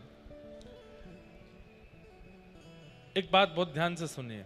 हम बालकों बैठ जाओ, बैठ जाओ, जय हो राम कृष्ण हरि, बैठ जाओ लालाओ. जाओ, माता जी चली जाएंगी छोड़ के, जाओ चलो दौड़ के, पर हम ले जाएंगे पकड़ के वृंदावन, जाओ. तापत्रय विनाशाय. 3 प्रकार के ताप होते हैं. ताप मतलब कष्ट, आदि दैविक, आदि भौतिक और आध्यात्मिक. 3 प्रकार के दुख हैं हमारे जीवन में. आदि दैविक दुख क्या है? किसी के द्वारा आपको दुख दिया गया. क्यों दुखी हो भाई? बोले पत्नी बहुत लड़ती है हमारी इसलिए दुखी है. क्यों दुखी हो भाई? बोले माताजी पिताजी बहुत डांटते हैं. क्यों दुखी हो? बोले भाई जो है वो लड़ रहा है. क्यों दुखी हो? बोले पड़ोसी हमारी सुनता नहीं है. आपके दुख का कारण क्या है? कोई और है, किसी और की वजह से आप दुखी हो. वो आदि दैविक ताप. आदि भौतिक ताप, बुखार है इसलिए दुखी हो, सिर में दर्द है इसलिए दुखी हो, पेट में दर्द है इसलिए दुखी हो, मतलब शारीरिक कोई कष्ट है इसलिए दुखी हो, आदि भौतिक ताप. और आध्यात्मिक ताप किस लिए दुखी हो? बोले वर्षा हो गई भैया, सारी फसल बर्बाद हो गई। देवताओं के द्वारा, प्रकृति के द्वारा दिया गया दुख, ये तीन ही दुख होते हैं हमारे जीवन में। किसी व्यक्ति के द्वारा दिया गया दुख, स्वयं से प्रकट किया गया दुख, या फिर देवताओं के द्वारा दिया गया दुख। ये तीन ही दुख हैं जीवन में, चौथा दुख नहीं होता। लेकिन ठाकुर जी की शरणागति लेने वाले के ये तीनों दुख समाप्त हो जाते हैं। वो अत्यंत सुखी, अत्यंत आनंदित हो जाता है। आपके महाराष्ट्र के संत श्री एकनाथ जी महाराज, एकनाथ जी का नाम सुना है? उनका एक अभंग मुझे बहुत अच्छा लगता है। माझे माहिर पंढरी आहे भीवरे छातिरी। एक बात तो मैं अपने ऊपर मोहर लगाऊंगा, वृंदावन के वक्ताओं में शायद मैं ही हूं जो इतनी मराठी बोलता हूं। अब हो सकता है मुझे नहीं पता हो, और भी बोलते होंगे, लेकिन पंढरीनाथ की इतनी कृपा है कि 2-4 पद तो मुझे याद हैं, और ये महाराष्ट्र में कथा होती मैं बोलता ही हूं। माझी बहिण चंद्रभागा करित से पाप भंग, माझी बहिण चंद्रभागा एका जनार्दनी शरण, एका जनार्दनी शरण। एकनाथ जी का ये पद बहुत अच्छा लगता है, किसी दिन गाऊंगा, सबके साथ गाऊंगा। तो श्री एकनाथ जी महाराज, उनके विषय में आता है कि उनको कभी गुस्सा नहीं आता था। दुनिया चाहे जो कर दे, लेकिन एकनाथ जी को क्रोध नहीं आता था। और व्यक्ति को क्रोध ना आवे, इसका मतलब ठाकुर जी देखो, काम, क्रोध, लोभ, मोह, ईर्ष्या, द्वेष, अभिनिवेश, अहंता, ममता, चिंता, इनमें से कोई भी आपके ऊपर प्रभाव नहीं डाल रहा है, इसका मतलब ठाकुर जी आपको मिल गए हैं। ये इस बात का प्रमाण है। आपको क्रोध आता है, अभी ठाकुर जी मिले नहीं। आपके चित्त में काम प्रकट होता है, ठाकुर जी मिले नहीं हैं। कोई भी वस्तु देख करके मुंह में पानी आ जाता है, अभी ठाकुर जी नहीं मिले, चटोरे हो आप। ईर्ष्या, किसी की उपलब्धि देख करके उससे ईर्ष्या होने लगती है, इसका मतलब ठाकुर जी नहीं मिले अभी आपको। एकनाथ जी महाराज के साथ कोई घटना घट जाए, उनको क्रोध ही नहीं आता था, तो इस बात का प्रमाण था कि ठाकुर जी उनको मिल गए। एक बार की बात, पैठण, यहां से कितना दूर है पैठण? किसी को पता है? 100 किलोमीटर बस। पैठण वो तो भैया धाम है जहां श्री एकनाथ जी महाराज विराजते थे। पैठण मैं कभी गया नहीं हूं, पर देखते हैं अगर यहां से ज्यादा दूर नहीं होगा, जल्दी जाके आ सकते हैं तो एक दिन जाएंगे, दर्शन कराएंगे पैठण। तो वहां पैठण में एक ब्राह्मण थे, उनकी बेटी का विवाह होना था, लेकिन उनके पास व्यवस्था नहीं थी धन की। तो उन्होंने नगर के अन्य ब्राह्मणों से कहा, भाई मेरी बेटी का विवाह होना है, आप लोग थोड़ी थोड़ी सहायता कर दीजिए, थोड़ा धन दे दीजिए, मैं अपनी बेटी का ब्याह कर दूं। सब लोग इधर देखो, ध्यान से सुनो। तो सब ब्राह्मणों ने उनसे कहा, देखो भाई हम तुमको धन देना चाहते हैं, तुम्हारी बेटी का ब्याह हो ये हम भी चाहते हैं, लेकिन हम लोग एक बात से बड़े परेशान हैं, हमारी परेशानी पहले दूर करो। बोले किस बात से परेशान हो? बोले ये एकनाथ जी जो हैं इनको गुस्सा नहीं आता है, हम इनकी निंदा करके देख चुके, इनका अपमान करवा के देख चुके, कितना कुछ करके देख लिया, इनको कभी गुस्सा नहीं आता। तुमने अगर इनको गुस्सा दिला दिया तो हम सब दुगना दुगना पैसा देके तुम्हारी बेटी का इतना अद्भुत ब्याह कराएंगे कि तुम बस देखते रह जाना। कोई भी पिता चाहेगा मेरी बेटी का ब्याह अच्छा हो, और यदि इतना ही करना है कि उसको गुस्सा दिला दो। तो ब्राह्मण ने कहा ठीक है, एकनाथ जी को मैं गुस्सा दिलाऊंगा। वो ब्राह्मण चला गया एकनाथ जी के यहां। एकनाथ जी महाराज ठाकुर जी की सेवा कर रहे थे, चंदन घिस करके ठाकुर जी को लगा रहे थे। सब लोग इधर देखना। और ये ब्राह्मण आया और बिना पादुका उतारे, बिना किसी भी प्रकार का ध्यान रखे कि ठाकुर जी विराज रहे हैं, एकनाथ जी विराज रहे हैं, सेवा चल रही है, बिना पादुका उठा रहे अंदर घुस गया। अंदर जाकर के बिल्कुल पादुकाओं में ही खड़ा हो गया। एकनाथ जी की धीमे से दृष्टि पड़ी, पादुका पहन करके खड़े हैं। एकनाथ जी हंसने लगे, आइए आइए स्वागतम। और बिल्कुल ठाकुर जी की तरफ पैर करके ऐसे एक के ऊपर एक पैर रख के पादुका बिल्कुल ठाकुर जी को दिखाते हुए बैठ गए वहीं पे। बहुत जोर की भूख लगी है, आप बड़ी संतों की सेवा, ब्राह्मणों की सेवा करते हो, चलो मुझे प्रसाद पवाओ। एकनाथ जी बोले बड़ी कृपा, आप हमारे घर आए हैं। अरे सुनो, अपनी पत्नी को बुलाया, बोले ब्राह्मण देवता आए, बढ़िया पकवान बनाओ, इनको प्रसाद पवाओ।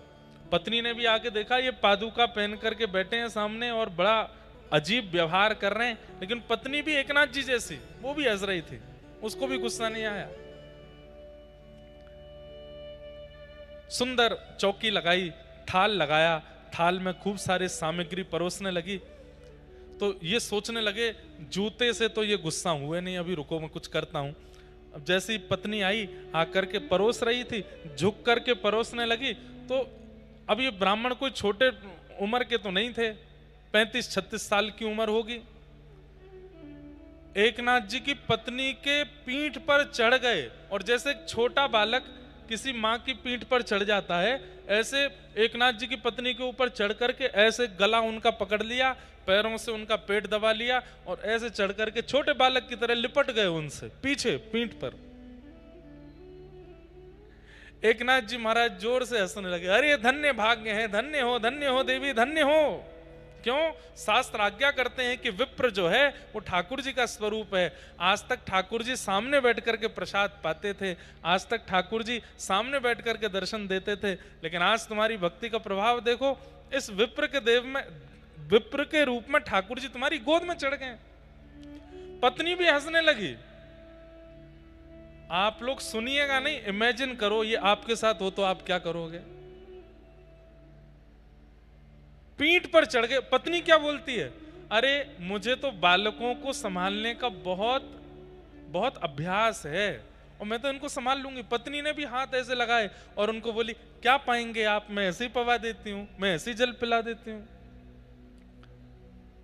अंत में ब्राह्मण देवता हार मान गया, चरणों में गिर गया, बोले एकनाथ जी मैं ये बात मान चुका हूं कि आपको क्रोध नहीं आने वाला है, मैं चाहे जो कर लूं। अरे किसी की पत्नी के साथ इतना दुर्व्यवहार करे कोई पति कैसे सह सकता है।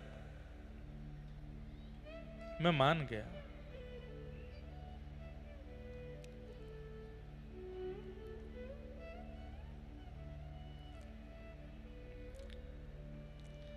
असली बात यह है कि मेरी बेटी का विवाह है और मुझे पैठण के ब्राह्मणों ने कहा कि मैं आपको गुस्सा दिलाऊंगा तो वो सब मेरी बेटी के ब्याह के लिए जो धन राशि है मुझे देंगे, इसलिए बस मैं आपको गुस्सा दिलाने आया, मेरा आपसे कोई बैर नहीं है।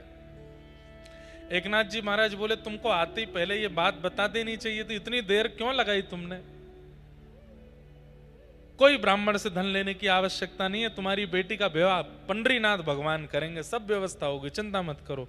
और श्री एकनाथ जी महाराज ने ठाकुर जी से प्रार्थना की, कहां से व्यवस्था हो गई और उस ब्राह्मण की पुत्री का अद्भुत विवाह हुआ, ठाकुर जी ने विवाह कराया।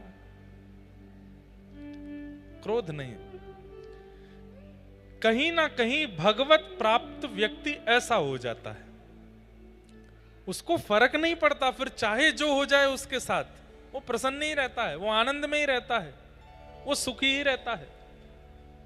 मुझे और आपको यदि छोटी छोटी बातों पर क्रोध आना, काम होना, कभी मन ललचाना, ईर्ष्या होना, मोह होना, ये सब स्वभाव में अगर प्रकट हो रहा है तो इस बात को मान लीजिए कि ठाकुर जी बहुत दूर हैं अभी आपसे।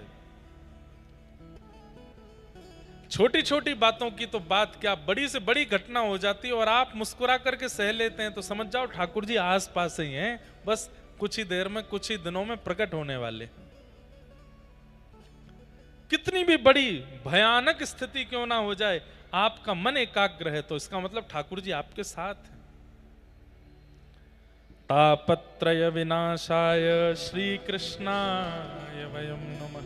3 प्रकार के तापों का जो विनाश करते हैं ऐसे श्री कृष्ण को हम प्रणाम करते हैं, उनको हम वंदन करते हैं।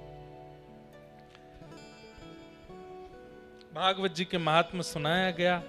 श्री सूत जी महाराज से सौनकादि ऋषियों ने प्रश्न किया है कि इस कलिकाल में भगवत प्राप्ति का सर्वोत्कृष्ट साधन क्या है, सर्वश्रेष्ठ साधन क्या है, इस कलयुग में भगवान कैसे मिलेंगे, कृपा कर हमें बताओ। तब सूत जी महाराज कहते हैं, कालव्याल मुखग्रास त्रासने सहे तवे श्रीमद् भागवतम शास्त्रम कलौ कीरेण भाषितम। कालव्याल मुखग्रास त्रास नृणास हेतवे। इस कलयुग रूपी काल रूपी सर्प के मुख में हम लोग व्याल के रूप में हैं, भोजन के रूप में हैं, चूहे के रूप में हैं, और जब जब ये काल चाहेगा तब तब हमारे प्राण हरण कर सकता है। लेकिन प्राण हरण काल करे उससे पहले भागवत जी की सन्निधि लेकर के भागवत में बताए गए समस्त मार्गों का यदि व्यक्ति पालन करने लग जाए तो उसका कल्याण इस कलिकाल में हो सकता है, उसको ठाकुर जी मिल सकते हैं। करना क्या है? केवल श्रीमद् भागवत की कथा सुनो और व्यास जी के द्वारा बताए गए नियमों का पालन करो, बस। लोग सुनते तो हैं पर करते नहीं हैं, लोग समझते भी हैं लेकिन करते नहीं हैं, लोग लिख भी लेते हैं लेकिन करते नहीं हैं, और कई लोग करने का प्रयास करते भी हैं लेकिन लंबे समय तक टिक नहीं पाते। उस स्थिति में यहां जो सुना जाए उसको तुरंत पालन में लेकर के आओ, व्यवहार में लेकर के आओ, और लंबे समय तक उस व्यवहार में रखो उस चीज को, तभी कथा सुनना सार्थक है। नहीं तो यहां बैठ करके 3 घंटा समय नहीं बर्बाद करना है। यहां बैठ के जो सुना उसको तुरंत पालन करो, तुरंत मान जाओ। और ये बात मैं आपको प्रमाणित रूप से कह रहा हूं, कथा में सुनी गई बात का जैसे ही आप पालन करने लगेंगे, पालन ही आपका कल्याण कर देगा, पालन ही आपका उद्धार करेगा। बस आप करने लगो।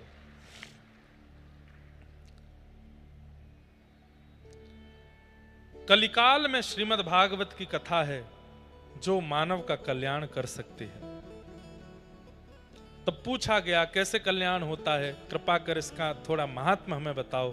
तब सूत जी महाराज ने बताया, एक बार नारद जी पृथ्वी पर भ्रमण करते हुए वृंदावन गए। तब वृंदावन में उन्होंने एक नव युवती को देखा, एक नई युवान, उसके गोद में 2 वृद्ध लेटे थे। नारद जी ने पूछा तुम कौन हो? तो उसने बताया मैं भक्ति हूं और ये दोनों मेरे पुत्र हैं। नारद जी बोले मां युवा और बच्चे वृद्ध, क्या नाम है तुम्हारे पुत्रों का? बोले ज्ञान और वैराग्य। ध्यान से सुनिएगा, भक्ति सब में है लेकिन ज्ञान शून्य, वैराग्य शून्य। भक्ति है पर ज्ञान नहीं है, भक्ति है पर वैराग्य नहीं है। अब गणेश जी का आप लोग दर्शन, कल हम लोग श्रीमन डगरू सेठ गणपति जी का दर्शन में, मेरा नियम है अगर मैं पुणे के आसपास कहीं भी आ रहा हूं तो पुणे के लोग जानते हैं कि मैं डगरू सेठ दर्शन करने जरूर जाऊंगा। मैं मुंबई जा रहा हूं तो हो सकता है मैं सिद्धिविनायक नहीं पहुंच पाता, ट्रैफिक भी होता है, लेकिन पता नहीं क्यों पुणे आऊंगा तो मैं श्रीमन डगरू सेठ हलवाई गणेश जी का दर्शन जरूर करता हूं। गणेश जी का दर्शन करके भक्ति तो हम प्रकट कर देते हैं, हाथ जोड़ लेते हैं, लेकिन गणेश जी का दर्शन करके ज्ञान क्या होता है? गणेश जी कानों से बताते हैं कि अपने श्रवण शक्ति को विराट रखो। ये बड़े कान इस बात का प्रमाण है कि भाई कथा सुनने के लिए इतने छोटे से दोने नहीं, इतने बड़े बड़े दोने रखो। जैसे किसी को खीर बहुत अच्छी लगती हो तो वो छोटी कटोरी देख करके बड़ा उदास हो जाता है, अरे इतनी सी कड़ी में खीर क्या पीऊंगा, बड़ा वाला कटोरा लेके आओ। तो मानो गणपति अपने कानों से आज्ञा देते हैं कि भाई संसार की बातें सुनने के लिए तुम्हारे कान जितने उतने ही रखो, लेकिन जब भक्ति की चर्चा सुनो, सत्संग की चर्चा सुनो, तो मेरे बराबर कान होने चाहिए, बड़े बड़े पात्र रखो अपने पास। दूसरी आज्ञा क्या करते हैं? लंबोदर, पेट भी बड़ा है। बोले क्या कह रहे हैं? बोले भाई संसार का व्यंजन पाना हो, एक बड़ा पाव खा सको इतनी ही जगह रखना पेट में, लेकिन जब भक्ति की चर्चा हो, सत्संग की चर्चा हो, ज्ञान की चर्चा हो, तो इतना ही जगह रखना कि 7 दिन की कथा सुनने के बाद भी ऐसा लगे अभी तो कुछ सुना ही नहीं हमने। ये 7 दिन तो बहुत कम है महाराज जी, अगली बार अहिल्यानगर 1 महीने के लिए आना, 1 महीना कथा सुनाना। हमारी भूख भरी नहीं, हमारा पेट भरा नहीं है अभी। लंबोदर और ग्रहण शक्ति, नासिका भी लंबी है गणेश जी की। वो नासिका दीर्घ करके श्री गणपति जी कह रहे हैं मानो संसार के व्यंजनों के प्रति, संसार की वस्तुओं के प्रति सुगंधी अपनी नासिका के समान ही रखना, लेकिन श्री ठाकुर जी के चरण कमल की सुंदरता और सुगंधी के लिए अपनी नासिका इतनी लंबी कर लो कि अहिल्यानगर से वृंदावन तक पता चलता रहे आज राधा वल्लभ जी का श्रृंगार कैसा, राधा रमन जी के चरणों में इत्र कौन सा लगा, बिहारी जी कैसी सेवा करा रहे हैं। वो सब ग्रहण शक्ति से। हाथी का एक नियम होता है, वो हाथ से नहीं पकड़ता सामग्री, इसी से ही पकड़ता है। मतलब ये ग्रहण शक्ति का गणेश जी आज्ञा दे रहे हैं, ऐसे ग्रहण करो कि कोई भी वस्तु आवे तुम्हारी नासिका उसको ग्रहण कर ले। ग्रहण का भाव। संसार के प्रति नेत्रों को मूंद के रखो, किनारे में रखो। एक तरफ गुरु और दूसरी तरफ गोविंद, इन दोनों के भाव से अपना दर्शन करो। अनेक अनेक भाव, मतलब भक्ति के साथ में ज्ञान का होना बड़ा आवश्यक है। ज्ञान का होना बड़ा आवश्यक है। हम भक्ति तो करते हैं पर ज्ञान नहीं हो। अब शंकर जी पर जल चढ़ाते हैं, शंकर जी पर दूध चढ़ाते हैं, शंकर जी पर घी चढ़ाते हैं, शंकर जी पर दही चढ़ाते हैं, पर इसके पीछे ज्ञान क्या है हम नहीं जानते।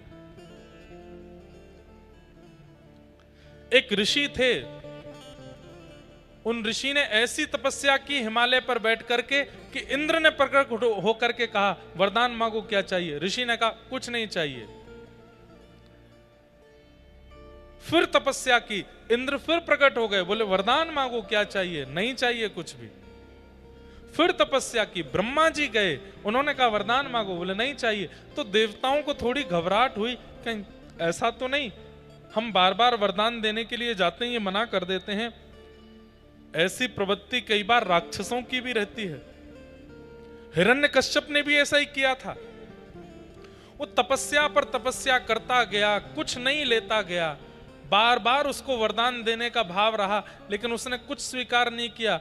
एक दिन तप के प्रभाव से अपने आप को इतना बलशाली बना लिया कि तीनों लोगों को अपने वश में कर लिया। तो इंद्र घबरा गए। इंद्र बोले मैं देने जाता हूं, ये लेने से मना कर देते हैं, कहीं ऐसा तो नहीं है ये इतना बलशाली होना चाहता है कि एक दिन ये स्वर्ग लोक आदि सबको अपने वश में कर ले। इनकी तपस्या तोड़वानी पड़ेगी। तब उन्होंने महादेव से जाके कहा, महादेव एक ऋषि हैं, हिमालय पर्वत पर रह के तपस्या करते हैं, आप कैसे भी करके इनका स्थान जो है उसको जला दो। शंकर जी बोले हमसे क्यों करवा रहे हो ये काम? बोले कामदेव परास्त हो गया, बाकी के देवता भी परास्त हो गए, इनकी तपस्या कोई नहीं छुड़वा पाया, बस आप ही हो जो छुड़वा सकते हो। शंकर जी बोले तपस्या छुड़वानी क्यों है, करने दो। नहीं नहीं भगवान, ये इतना बलशाली हो जाएगा, एक दिन देवलोक को अपने वश में कर लेगा, हम सब इसके बल के सामने सूक्ष्म हो जाएंगे, इसकी तपस्या तोड़वानी है। तो देवताओं के बहुत आग्रह पर भोलेनाथ हैं गए, और वो ऋषि तो गए थे वन में, उनका जो आश्रम था शंकर जी ने उसको अंतर ध्यान कर दिया। जब ऋषि लौट करके आए तो अपना आश्रम जब नहीं देखा तो क्रोध में भर करके श्राप दे दिया, जिसने भी मेरा ये आश्रम जलाया है बिना किसी कारण के, मैंने किसी का बुरा तो नहीं किया, मेरे आश्रम की ये दुर्गति जिसने भी की है मैं श्राप देता हूं, उसके संपूर्ण अंग में अग्नि की तरह ज्वाला प्रकट होगी, जलन होने लगेगी। महादेव का अंग ज्वलनशील होने लगा, पसीना पसीना हो गए, लाल पड़ गया पूरा अंग। खूब गंगा जल डाला, खूब जल डाले, लेकिन किसी भी प्रकार से वो अग्नि शांत नहीं हुई। अग्नि नहीं लगी है, लेकिन अंग में ज्वलनशीलता वैसी ही हो रही है जैसे आग लगने वाले को होती है। तब नारायण के पास जब ये बात पहुंची, तब भगवान ने अपनी परम प्रिया कामधेनु माता को भेजा और कहा आप अपने थनों से जाकर के दुग्धाभिषेक करो। जैसे ही कामधेनु मैया ने अपने थनों से दुग्धाभिषेक किया, जहां जहां दुग्ध की बूंदें पड़ी वहां वहां वो अग्नि शांत होती चली गई और महादेव अति प्रसन्न हुए। महादेव ने कहा किसने भेजा कामधेनु तुम्हें? तब उन्होंने बताया आपके आराध्य, आप जिनसे अति प्रेम करते हैं, नारायण ने मुझे भेजा। तब से महादेव ने ये नियम बना दिया, मेरे आराध्य ने मुझ पर दुग्ध चढ़ा करके मुझे प्रसन्न किया, आज के बाद जो भी मुझ पर दुग्ध अभिषेक करेगा, जो भी दुग्ध से बनी सामग्री का अभिषेक करेगा, मैं उस पर इतना प्रसन्न हो जाऊंगा कि उसने मेरे प्रिय नारायण की आज्ञा मानी है, वो जो चाहेगा वो वरदान उसको मैं दिया करूंगा। तब से महादेव पर नित्य दुग्धाभिषेक, घृताभिषेक, दही का अभिषेक आदि आदि किया जाता है। भक्ति के साथ ज्ञान नहीं होगा तो भक्ति प्रसन्न नहीं रहेगी, क्योंकि ज्ञान उनका बेटा है। इसलिए आप जो कुछ भी करते हैं, हनुमान चालीसा का पाठ करते हैं, पहले हनुमान चालीसा का ज्ञान ले लीजिए क्या है। आप विष्णु सहस्त्रनाम का पाठ करते हैं, पहले उसका ज्ञान ले लीजिए। आप दुर्गा सप्तशती का पाठ करते हैं, पहले उसका भावार्थ समझ लीजिए, तभी उसका पाठ करना सहायक होगा। लेकिन हम लोग बिना जाने, बिना ज्ञान के भक्ति करते हैं, इसलिए भक्ति प्रसन्न नहीं रहती। ज्ञान का होना जरूरी है।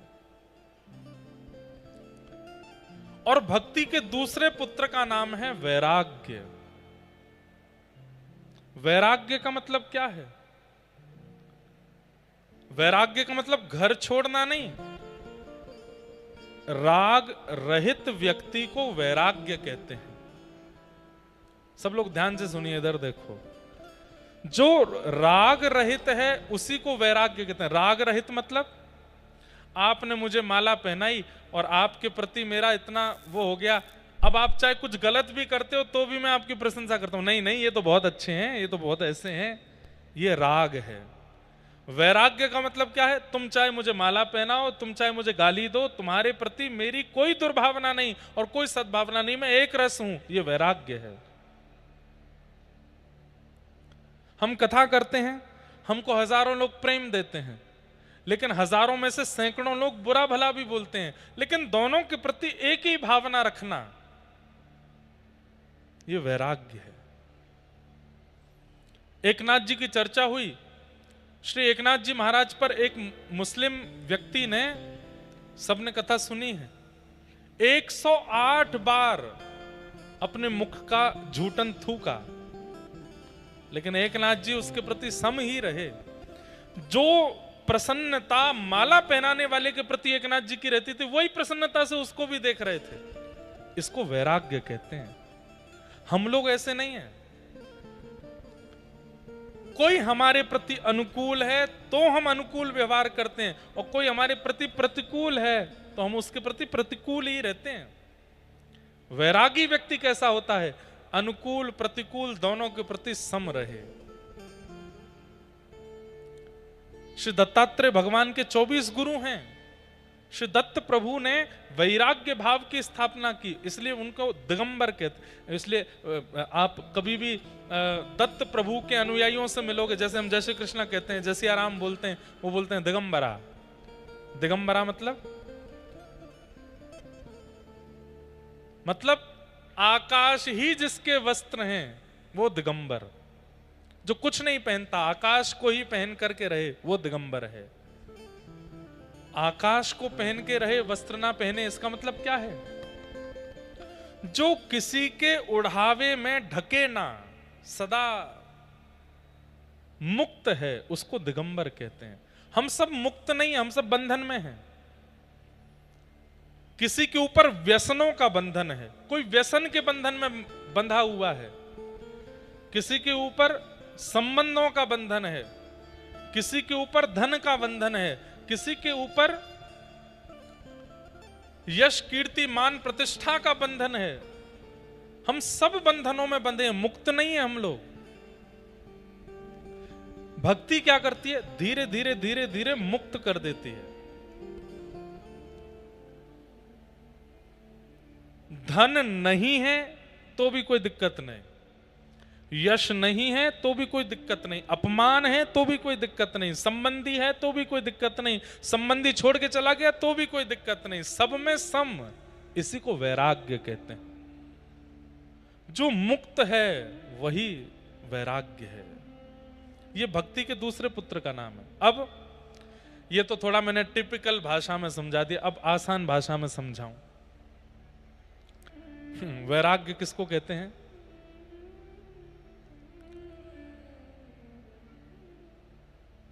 घर छोड़ना वैराग्य नहीं, घर में रहते हुए किसी के प्रति आसक्त ना रहना, यह वैराग्य है।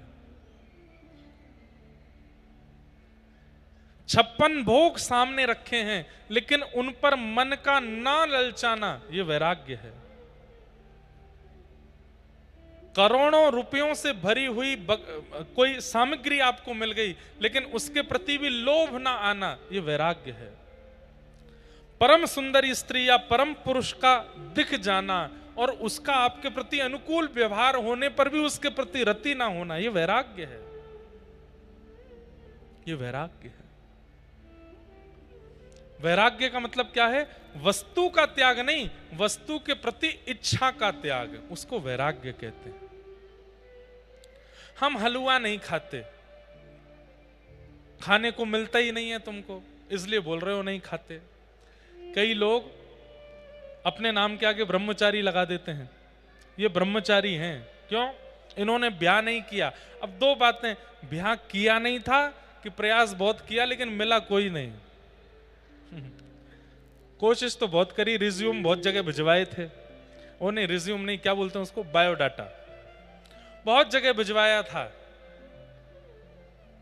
इतने पढ़े हैं, इतने लिखे हैं, इतने बड़े बाल हैं, सुनहरे बाल हैं, इतना खाते हैं, इतना पीते हैं, ऐसे रहते हैं, ये हॉबीज हैं, इतनी हाइट है, थोड़े से सांवले हैं लेकिन रोज क्रीम लगाते हैं, एक दिन हो जाएंगे गोरे, हमसे ब्याह कर लो। सामने वाले ने रिजेक्ट कर दिया। एक रिजेक्शन, 2 रिजेक्शन, 5, 10 रिजेक्शन, 25, 30 रिजेक्शन जब हो गए तो अपने मन को समझाने के लिए, तू रिजेक्टेड नहीं है तो तू सन्यासी है बेटा, तू विरक्त है। ब्रह्मचारी, हम ब्रह्मचारी हैं, 40 साल के हो गए, हमने ब्याह नहीं किया। अब सुनने वाले वो हो ब्रह्मचारी ब्रह्मचारी, लेकिन अंदर की बात कौन जाने, प्रयास तो बहुत किया पर किसी ने हाँ ही नहीं करी थी। ये ब्रह्मचर्य नहीं है। ब्रह्मचारी किसको कहेंगे? असंख्य सुंदरी नारियां आ गई थीं लेकिन फिर भी अपने मन को एकाग्र करके निकल पड़े उस रास्ते से, किसी के प्रति मन ना जाने दिया, वो ब्रह्मचारी है। वैराग्य का मतलब क्या है? वस्तुएं अनेक प्रकट हो गई लेकिन प्रकट वस्तुओं के प्रति मन का ना ललचाना, इसको वैराग्य कहते हैं। वस्तु का त्याग वैराग्य नहीं होता, वस्तु के सन्मुख होते हुए भी उसके प्रति इच्छा ना होना, यह वैराग्य।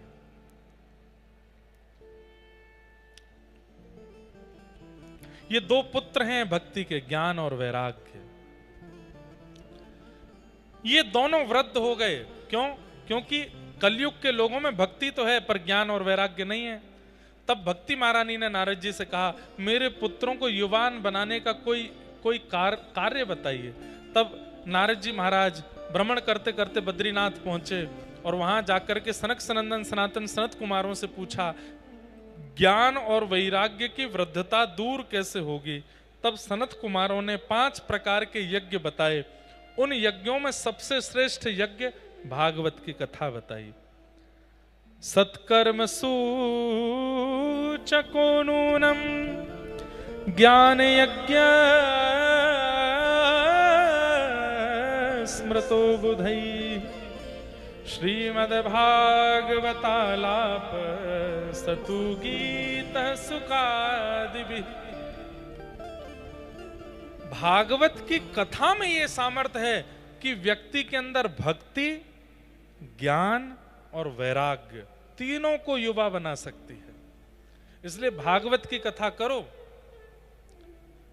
बिना भागवत सुने भी लोगों में भक्ति आ जाती है, लेकिन ज्ञान और वैराग्य भक्ति सहित हृदय में उदित तभी होंगे जब वो भागवत को श्रवण करेगा।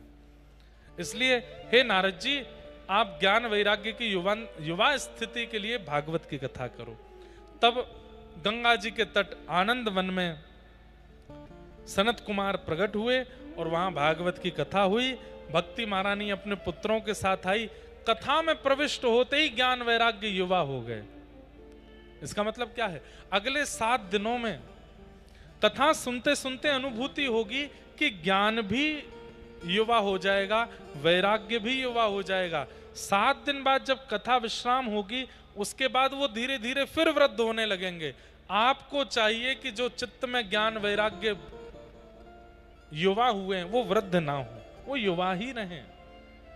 एक दिन क्या होगा कि वही युवा ज्ञान वैराग्य भक्ति ठाकुर जी का अनुभव करा देंगे। ठाकुर जी के अनुभव में एक दोष यह भी है कि भक्ति तो चित्त में परिपूर्ण है, पर ज्ञान वैराग्य नहीं है।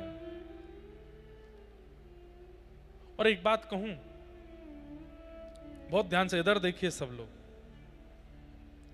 कई बार ज्ञान आने पर अभिमान आता है, कई बार वैराग्य होने पर भी अभिमान आता है। वैराग्य होने पर कैसा अभिमान? अरे मैंने तो ये छोड़ दिया, चुटकियों में छोड़ दिया,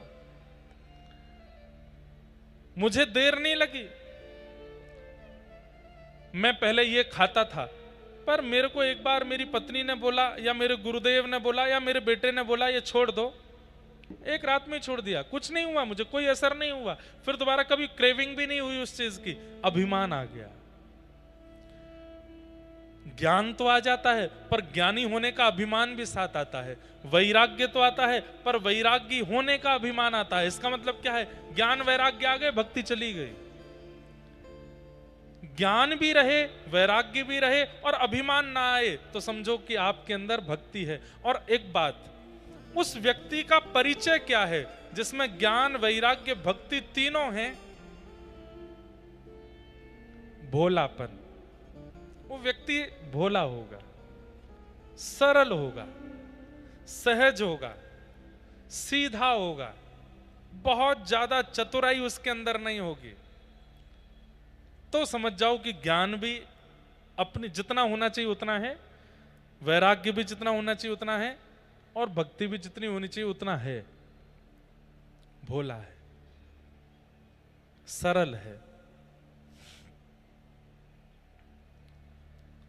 महाराष्ट्र के भक्तों में एक बात देखने में आती है, यहां के भक्तों का चरित्र जब आप देखेंगे, वो भोले बहुत हैं, सरल हैं, सीधे हैं, सहज हैं। इसीलिए विठोबा को बहुत प्रिय हैं, क्योंकि भोले। तो ज्ञान वैराग्य और भक्ति अगर तीनों किसी के अंदर विद्यमान हैं, तो उसके अंदर सौम्यता, सरलता, भोलापन, सहजता ये स्वाभाविक रूप से आने लगेगी। अब माता पिता की सेवा कर रहा है पुंडलीक, और द्वार पर आकर के पंडरीनाथ भगवान खड़े हो गए हैं। साक्षात त्रिलोकीनाथ भगवान आकर के खड़े हो गए और कह रहे हैं, आ जाओ पुंडलीक, मैं तुम्हें दर्शन देने आया हूं। और पुंडलीक क्या कह रहा है? नहीं, मैं अभी अपने माता पिता की सेवा कर रहा हूं। लक्ष्मी जी बोली, पुंडलीक द्वार पर ठाकुर जी खड़े हैं, कोई आसन तो दे दो। आसन के रूप में ईंट खिसका देता। कितना सीधा है पुंडलीक, कितना भोला है। यही मैं और आप होते, हम कुछ कर रहे होते, ठाकुर जी द्वार पे आ जाते, तो हमारे पास योजनाएं बहुत हैं करने को, हम करते। और सबसे बड़ी बात, अगर हम माता पिता की सेवा कर रहे होते, ठाकुर जी आ जाएं, तो हम सबसे पहले छोड़ के भागते, ठाकुर जी आ गए, चलो।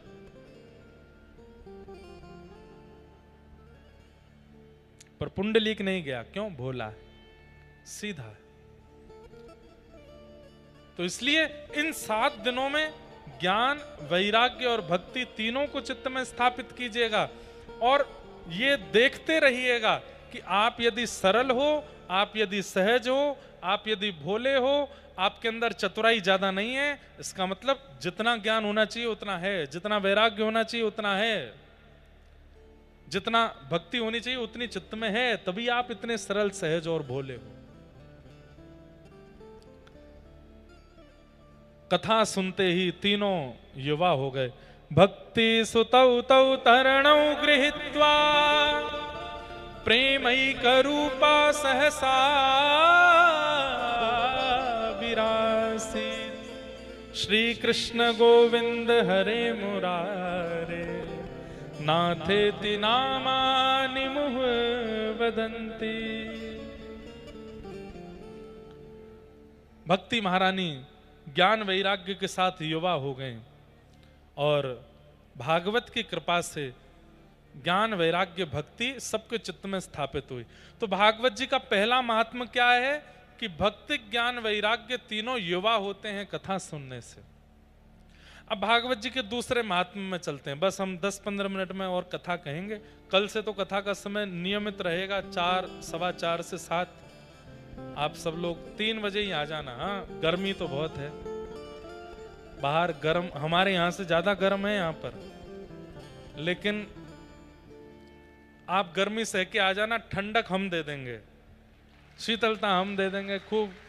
ये हमारा काम है, कथा सुना करके, प्रेम भक्ति सुना करके। अभी तो पहला दिन है, अभी तो धीरे धीरे खूब रस बढ़ेगा। पहले दिन तो पहचान ही होती है, आप मुझे पहचानो, मैं आपको पहचानूं। धीरे धीरे पहचान बढ़ेगी और प्रेम रस प्रकट होगा चित्त से। दूसरी बात, बहुत ध्यान से सुनिएगा। नारद जी महाराज ने प्रश्न किया, के विशुद्ध्यन्ति वदन्तु मह्यम सप्ताह यज्ञेन कथामयेन। कथा सुनने से कौन कौन से पाप दूर होते हैं, कृपा करके हमें बताओ। मतलब कौन कौन से पाप करने वाले लोग अगर कथा सुनने आ जाएं तो वो पाप मुक्त हो जाते हैं। तब यहां पर बता रहे हैं, अगर आपसे भी कोई हो गया हो तो समझ लीजिएगा। हाँ, ये मानवा पाप कृतस्तु सर्वदा सदा दुराचार रता विमार्गगा क्रोधाग्निदग्धा कुटिलश्च कामिनः सप्ताह यज्ञेन कलौ पुनन्ति ते। सबसे पहली बात, जिसने अपने जीवन में सारे पाप किए हैं, ये मानवा पाप कृतस्तु सर्वदा, कोई पाप ना छोड़ा हो, अगर वो भी कथा में आकर के बैठ जाए और पहले दिन ही संकल्प ले ले कि हे भागवत जी, मैंने बहुत पाप किए हैं, लेकिन मैं अब पवित्र होना चाहता हूं, मैं संकल्प लेता हूं जीवन में दोबारा कभी पाप नहीं करूंगा, बस आप मुझे पवित्र कर दीजिए। आप ये संकल्प ले लीजिए कि मैं दोबारा पाप नहीं करूंगा, और ऐसा संकल्प लेके 7 दिन की कथा सुनो, आज तक जितने पाप बने सब नष्ट हो जाएंगे। एक कथा सुनाऊं। एक ब्राह्मण थे, उनके यहां एक सेवक काम करता था। सब लोग इधर देखो। उस सेवक की मृत्यु हो गई। मृत्यु होने के बाद वो सेवक यमलोक गया, यमदूत बन गया। एक बार वो ब्राह्मण बैठे थे, तो 2-4 महीने बाद वो सेवक दिखाई दिया, तो ब्राह्मण घबरा गए। उससे बोले, ए तुम तो मेरे यहाँ काम करते थे, वही लड़के हो? बोले हाँ। तुम्हारी तो 4 महीने पहले मृत्यु हो गई, तुम अभी कैसे आ गए? बोले मैं जीवित नहीं हूं, मैं मरने के बाद यमराज जी के लोक में गया और यमराज जी ने मुझको अपना दूत बना लिया है, अब मैं यमदूत बन गया हूं। तो पंडित जी बोले तुम यमदूत बन गए हो? बोले हाँ। बोले यमदूत कैसे बनते हैं? बोले जब व्यक्ति एक बार पाप करने के बाद मृत्यु के बाद नरक जाता है, फिर पुनर्जन्म लेता है, फिर पाप करके फिर नरक जाता है, फिर जन्म लेता है, फिर पाप करके फिर नरक जाता है, ऐसे 100 बार जो नरक जाता है उसको यमराज जी फिर अवार्ड रूप में अपना दूत बना लेते हैं। बोले तू भाई बार बार आता है, हर जन्म के बाद तेरा यहां आना होता है। अच्छा एक बात सुनिएगा, नरक जाने वाले स्वर्ग जाने वालों का पुनर्जन्म होता है। नरक और स्वर्ग क्यों जाते हैं ये तो सबको पता होगा। मैंने जितने पाप किए उन पापों का दंड भोगने में नरक जाऊंगा, मैंने जितने पुण्य किए उन पुण्यों को भोगने के लिए मैं स्वर्ग जाऊंगा। एक बार मुंबई में कथा चल रही थी तो वहां एक बालक ने मुझसे प्रश्न किया, महाराज जी भगवान गीता में कहते हैं नैनम नैनम छिंदन्ति शस्त्राणि नैनम दहति पावक, आत्मा को कोई काट नहीं सकता, मार नहीं सकता, जला नहीं सकता, भिगो नहीं सकता, ये सब क्रिया शरीर के साथ होती है। शरीर तो जल करके यहीं भस्म हो जाता है, तो फिर नरक में वेदना कौन सहता है? आत्मा को तो वेदना होती नहीं। कितना अच्छा शब्द प्रश्न पूछा ना। तब उसका उत्तर क्या मिला कि व्यक्ति को मृत्यु के बाद में भोग शरीर मिलता है, एक दूसरा शरीर मिलता है जिसका नाम ही है भोग शरीर। उस भोग शरीर को कितना भी मारो पीड़ा होती है लेकिन मरता नहीं है। उस भोग शरीर को बीच से काट दो दर्द पूरा होगा लेकिन मरोगे नहीं। और वही भोग शरीर जब स्वर्ग में जाता है, कितना भी खिला दो पेट नहीं भरता, कितना भी सुला दो नींद पूरी नहीं होती, कितना भी समय रह ले बूढ़ा नहीं होता, वो भोग शरीर है। तो नरक और स्वर्ग का सबको कॉन्सेप्ट पता है। मैंने जितने पाप इस जन्म में किए उतने पाप वहां गिनती हो रही है, उनको भोगने में जाऊंगा और वो पाप जैसे ही मैं भोग लूंगा फिर यमदूत हमको कहेंगे अब दोबारा जाओ पृथ्वी पे, अच्छे कर्म करना ताकि दोबारा यहां आना पड़े। लेकिन मैं आके फिर से बुरे बुरे कर्म कर देता हूं, फिर से जाना पड़ता है। ऐसी 100 बार जिसके चक्कर लग जाते हैं, फिर यमराज जी कहते हैं भाई तुम बार बार आते हो, अब तुमको सब पता है, कौन सी गली है, कौन सा मोहल्ला है, कहाँ तेल की गर्म कढ़ाई है, कहाँ तलना है, कहाँ पर काटना है, तुमको सब पता है। नरक पूरा तुमने देख लिया है, इसको दूध बनाओ। वो दूध बन जाता है। ब्राह्मण देवता बोले बहुत बढ़िया भैया, तुम हमारे पास क्यों आए हो? बोले मैं तो इसलिए आया हूं कि अभी नगर का वो फलाना आदमी है उसको लेने आया हूं, मैं उसको लेके जाऊंगा। तो बोले वो आदमी तो अभी मेरे पास बैठा था। बोले हाँ अभी उसका 5 मिनट और बचे हैं, उसके पेट में दर्द होगा, प्राण निकलेंगे, लेके मैं जाऊंगा उसको। मैंने सोचा अपने ही गांव में जा रहा हूं तो आपसे मिलने आ जाऊं। पंडित जी बोले बड़ी कृपा, भैया एक काम करोगे? बोले क्या? हमको बिना मरे नरक का दर्शन करा सकते हो? व्यक्ति बोला बिना मरे तो संभव नहीं है। बोले एक बार देख लो, तुमने हमारे यहाँ नौकरी करी है, इसका हमको कुछ दे दो, ऐसे एक बार बिना मरे हमको नरक दिखा दो। बोले मैं यमराज जी से पूछूंगा, वैसे तो संभव नहीं है लेकिन वो आज्ञा करेंगे तो हो सकता है। तो कुछ समय बाद यमराज जी उस दूत से बड़े प्रसन्न हो गए, भाई हम तुम्हारी सेवा से बड़े खुश हैं, तुम्हारा थोड़ा हम अपग्रेड कर रहे हैं, तुमको अपना सेक्रेटरी बना रहे हैं, आ जाओ, कुछ चाहिए तो बताओ। बोले हाँ एक चीज चाहिए। बोले क्या? मैं जब पिछले जन्म में जिन सेठ जी के यहाँ काम करता था उनसे मेरा बड़ा प्रेम है, मैं कभी कभी मिलने जाता हूँ उनसे जब पृथ्वी पर जाता हूँ। उन्होंने मुझसे कहा है कि वो बिना मरे नरक देखना चाहते हैं, आपकी आज्ञा हो तो मैं उनको ले आऊं। यमराज जी बोले चलो तुमने मांगा है तो ठीक है, ले आओ उनको, एक बार नरक दर्शन कराओ, सो रहे हैं उठा लाओ।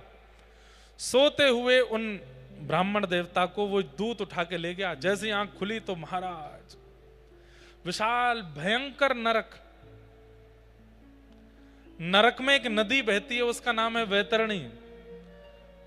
शास्त्रों में वर्णन है कि उस वैतरणी नदी से इतनी बड़ी दुर्गंध आती है कि कोई व्यक्ति अगर उस दुर्गंध को एक बार सूंघ ले तो उसके प्राण वहीं निकल जाएंगे। लेकिन वहां प्राण नहीं निकलते, सूंघते ही रहना पड़ता है। उस वैतरणी नदी में जल नहीं है तो शरीर से निकलने वाला रक्त, शरीर से निकलने वाला मांस, शरीर से निकलने वाला सफेद मवाद, उसकी नदी है वो। वमन होने लगे, ऐसी स्थिति है नरक की। पंडित जी महाराज जैसी नरक पहुंचे, देखते ही उन्होंने दूध किया, बोले मुझे नहीं देखना, मैं बस प्रथम दर्शन में ही बस हो गया मेरा काम, मुझे ले चलो यहां से। बोले नहीं नहीं, अब तो दिखाएंगे, चलो। बोले ये क्या है? तो सारे नरक का वर्णन किया। जब व्यक्ति किसी के साथ छल करता है तो उसके साथ ऐसा होता है, व्यक्ति किसी को धोखा देता है तो उसको ये पीड़ा मिलती है, व्यक्ति जब निर्दोष जानवरों को मार के खा जाता है तो उसके साथ ऐसा होता है, ऐसा सब दिखाया। पंडित जी महाराज नाक पे हाथ धरे पूरे नरक में घूमे। अंत में यमराज जी के पास गए। यमराज जी से जाकर के कहा हमने देख लिया, अब हम कभी नरक नहीं आना चाहते। बोले नरक तो आप आओगे, मृत्यु के बाद आपको 2 मिनट के लिए नरक आना पड़ेगा। बोले मैंने तो कोई पाप किया ही नहीं। बोले एक पाप किया है आपने। बोले क्या पाप किया? बोले तुम्हारे गांव में एक जूता बनाने वाला रहता है, तुमने उससे अपने पैर के जूते बनवाए, उसने तुमको 2 रुपया 20 पैसा कहा था कि इतना दे दो, इतने में बने हैं। तुमने उसको 2 रुपया दिया और कहा भाई तुम गांव के आदमी हो, हम ब्राह्मण हैं, 20 पैसा क्यों चाहिए तुमको, छोड़ दो, 20 पैसा ऐसे ही छोड़ दो। वो कहता रहा मैं गरीब ब्राह्मण, मैं गरीब हूं, मेरा घर नहीं चलेगा, 2 रुपया 20 पैसा है, 20 पैसा भी दे दीजिए। तो तुमने उसको मना कर दिया 20 पैसा नहीं देंगे। तो 20 पैसा ना देने का पाप भोगने के लिए तुमको नरक आना पड़ेगा। किसी की कमाई, किसी का अधिकार तुमने खाया है, तुमको भोगना पड़ेगा। तो बोले मैं एक बार आ गया हूं, आप अभी मुझको दंड दे दीजिए, उसका जो भी दंड होता हो। तो बोले किसी के अधिकार का पैसा खाने से दंड मिलता है, एक बिलांद, इतना होता है एक बिलांद, एक बिलांद चमड़ी उछाली जाएगी। उल्टे हो जाओ। वो ब्राह्मण उल्टे हो गए और यमदूतों ने एक बिलांद चमड़ी उनकी निकाल ली और बहुत वेदना हुई, रक्त निकला। बोले बस अब तुमको नरक नहीं आना पड़ेगा, अब ध्यान रखना लौट के जा रहे हो, अब कोई पाप मत करना नहीं तो आना पड़ेगा। तब यमराज जी से जाते जाते उन ब्राह्मण देवता ने पूछा कौन लोग नरक नहीं आते, कृपा कर उनके बारे में मुझे बता दो। तो वैसे भागवत जी में इसका श्लोक लिखा है अजामिलोपाख्यान में, लेकिन इस कथा में यमराज जी क्या कहते हैं? जो व्यक्ति नित्य तिलक धारण करता है, जो व्यक्ति नित्य अपने गले में कंठीमाला पहनता है और राम नाम, कृष्ण नाम, राधा नाम, नारायण नाम और गुरु प्रदत्त मंत्र नित्य जाप करता है, एकादशी व्रत का नियम पालन करता है, सत्संग कथा कीर्तन श्रवण करता है, उसको नरक नहीं आना पड़ता। कितना इजी है ना, कितना आसान है। लेकिन ये करने में भी लोगों की शामत आ जाती है, नहीं करते। तिलक लगाना है पर अपने आप पहुंच लेते हैं, नहीं लगाते उसको। कंठी माला पहननी है। एक बार अभी 2 साल पहले ही नासिक में कथा थी मेरी, वहां एक भैया मुझसे क्या बोलता है, महाराज जी कंठी पहनने के बाद प्याज नहीं खानी चाहिए। मैंने कहा नहीं। हम ऐसा कर सकते हैं? मैंने कहा कैसा? कंठी उतार के प्याज खा लिया करें और फिर खाने के बाद फिर कंठी पहन ले। मैंने कहा वाह। मैंने कहा बहुत बढ़िया। मैंने कहा ये तो वही हो गया कि ब्याह के बाद बहू बोली कि मैं मंगलसूत्र उतार के दूसरे के संग घूमे आती हूं, आके फिर मंगलसूत्र पहन लूंगी। ऐसा थोड़ी होता है। हम लोग बड़े विचित्र हैं, अपनी अनुकूलता देख करके सब क्रिया कर लेते हैं। नहीं, माथा सूना नहीं रखना चाहिए, चाहे बहनें हो चाहे भाई हो। चाहे एक टीका लगाइए, और अगर दीक्षा हो गई है तो अपने गुरुदेव का तिलक लगाइए, लगाना चाहिए आपको। सूना माथा नहीं रखना चाहिए। कई संप्रदायों में माताओं को तिलक लगाने का अधिकार नहीं है, तो बिंदी लगाइए, कुछ तो लगाइए। आपका माथा सूना नहीं रहना चाहिए किसी भी परिस्थिति में। आज जिन लोगों का सूना है वो लोग शर्माओ मत, कल से लगा लेना, नित्य तिलक धारण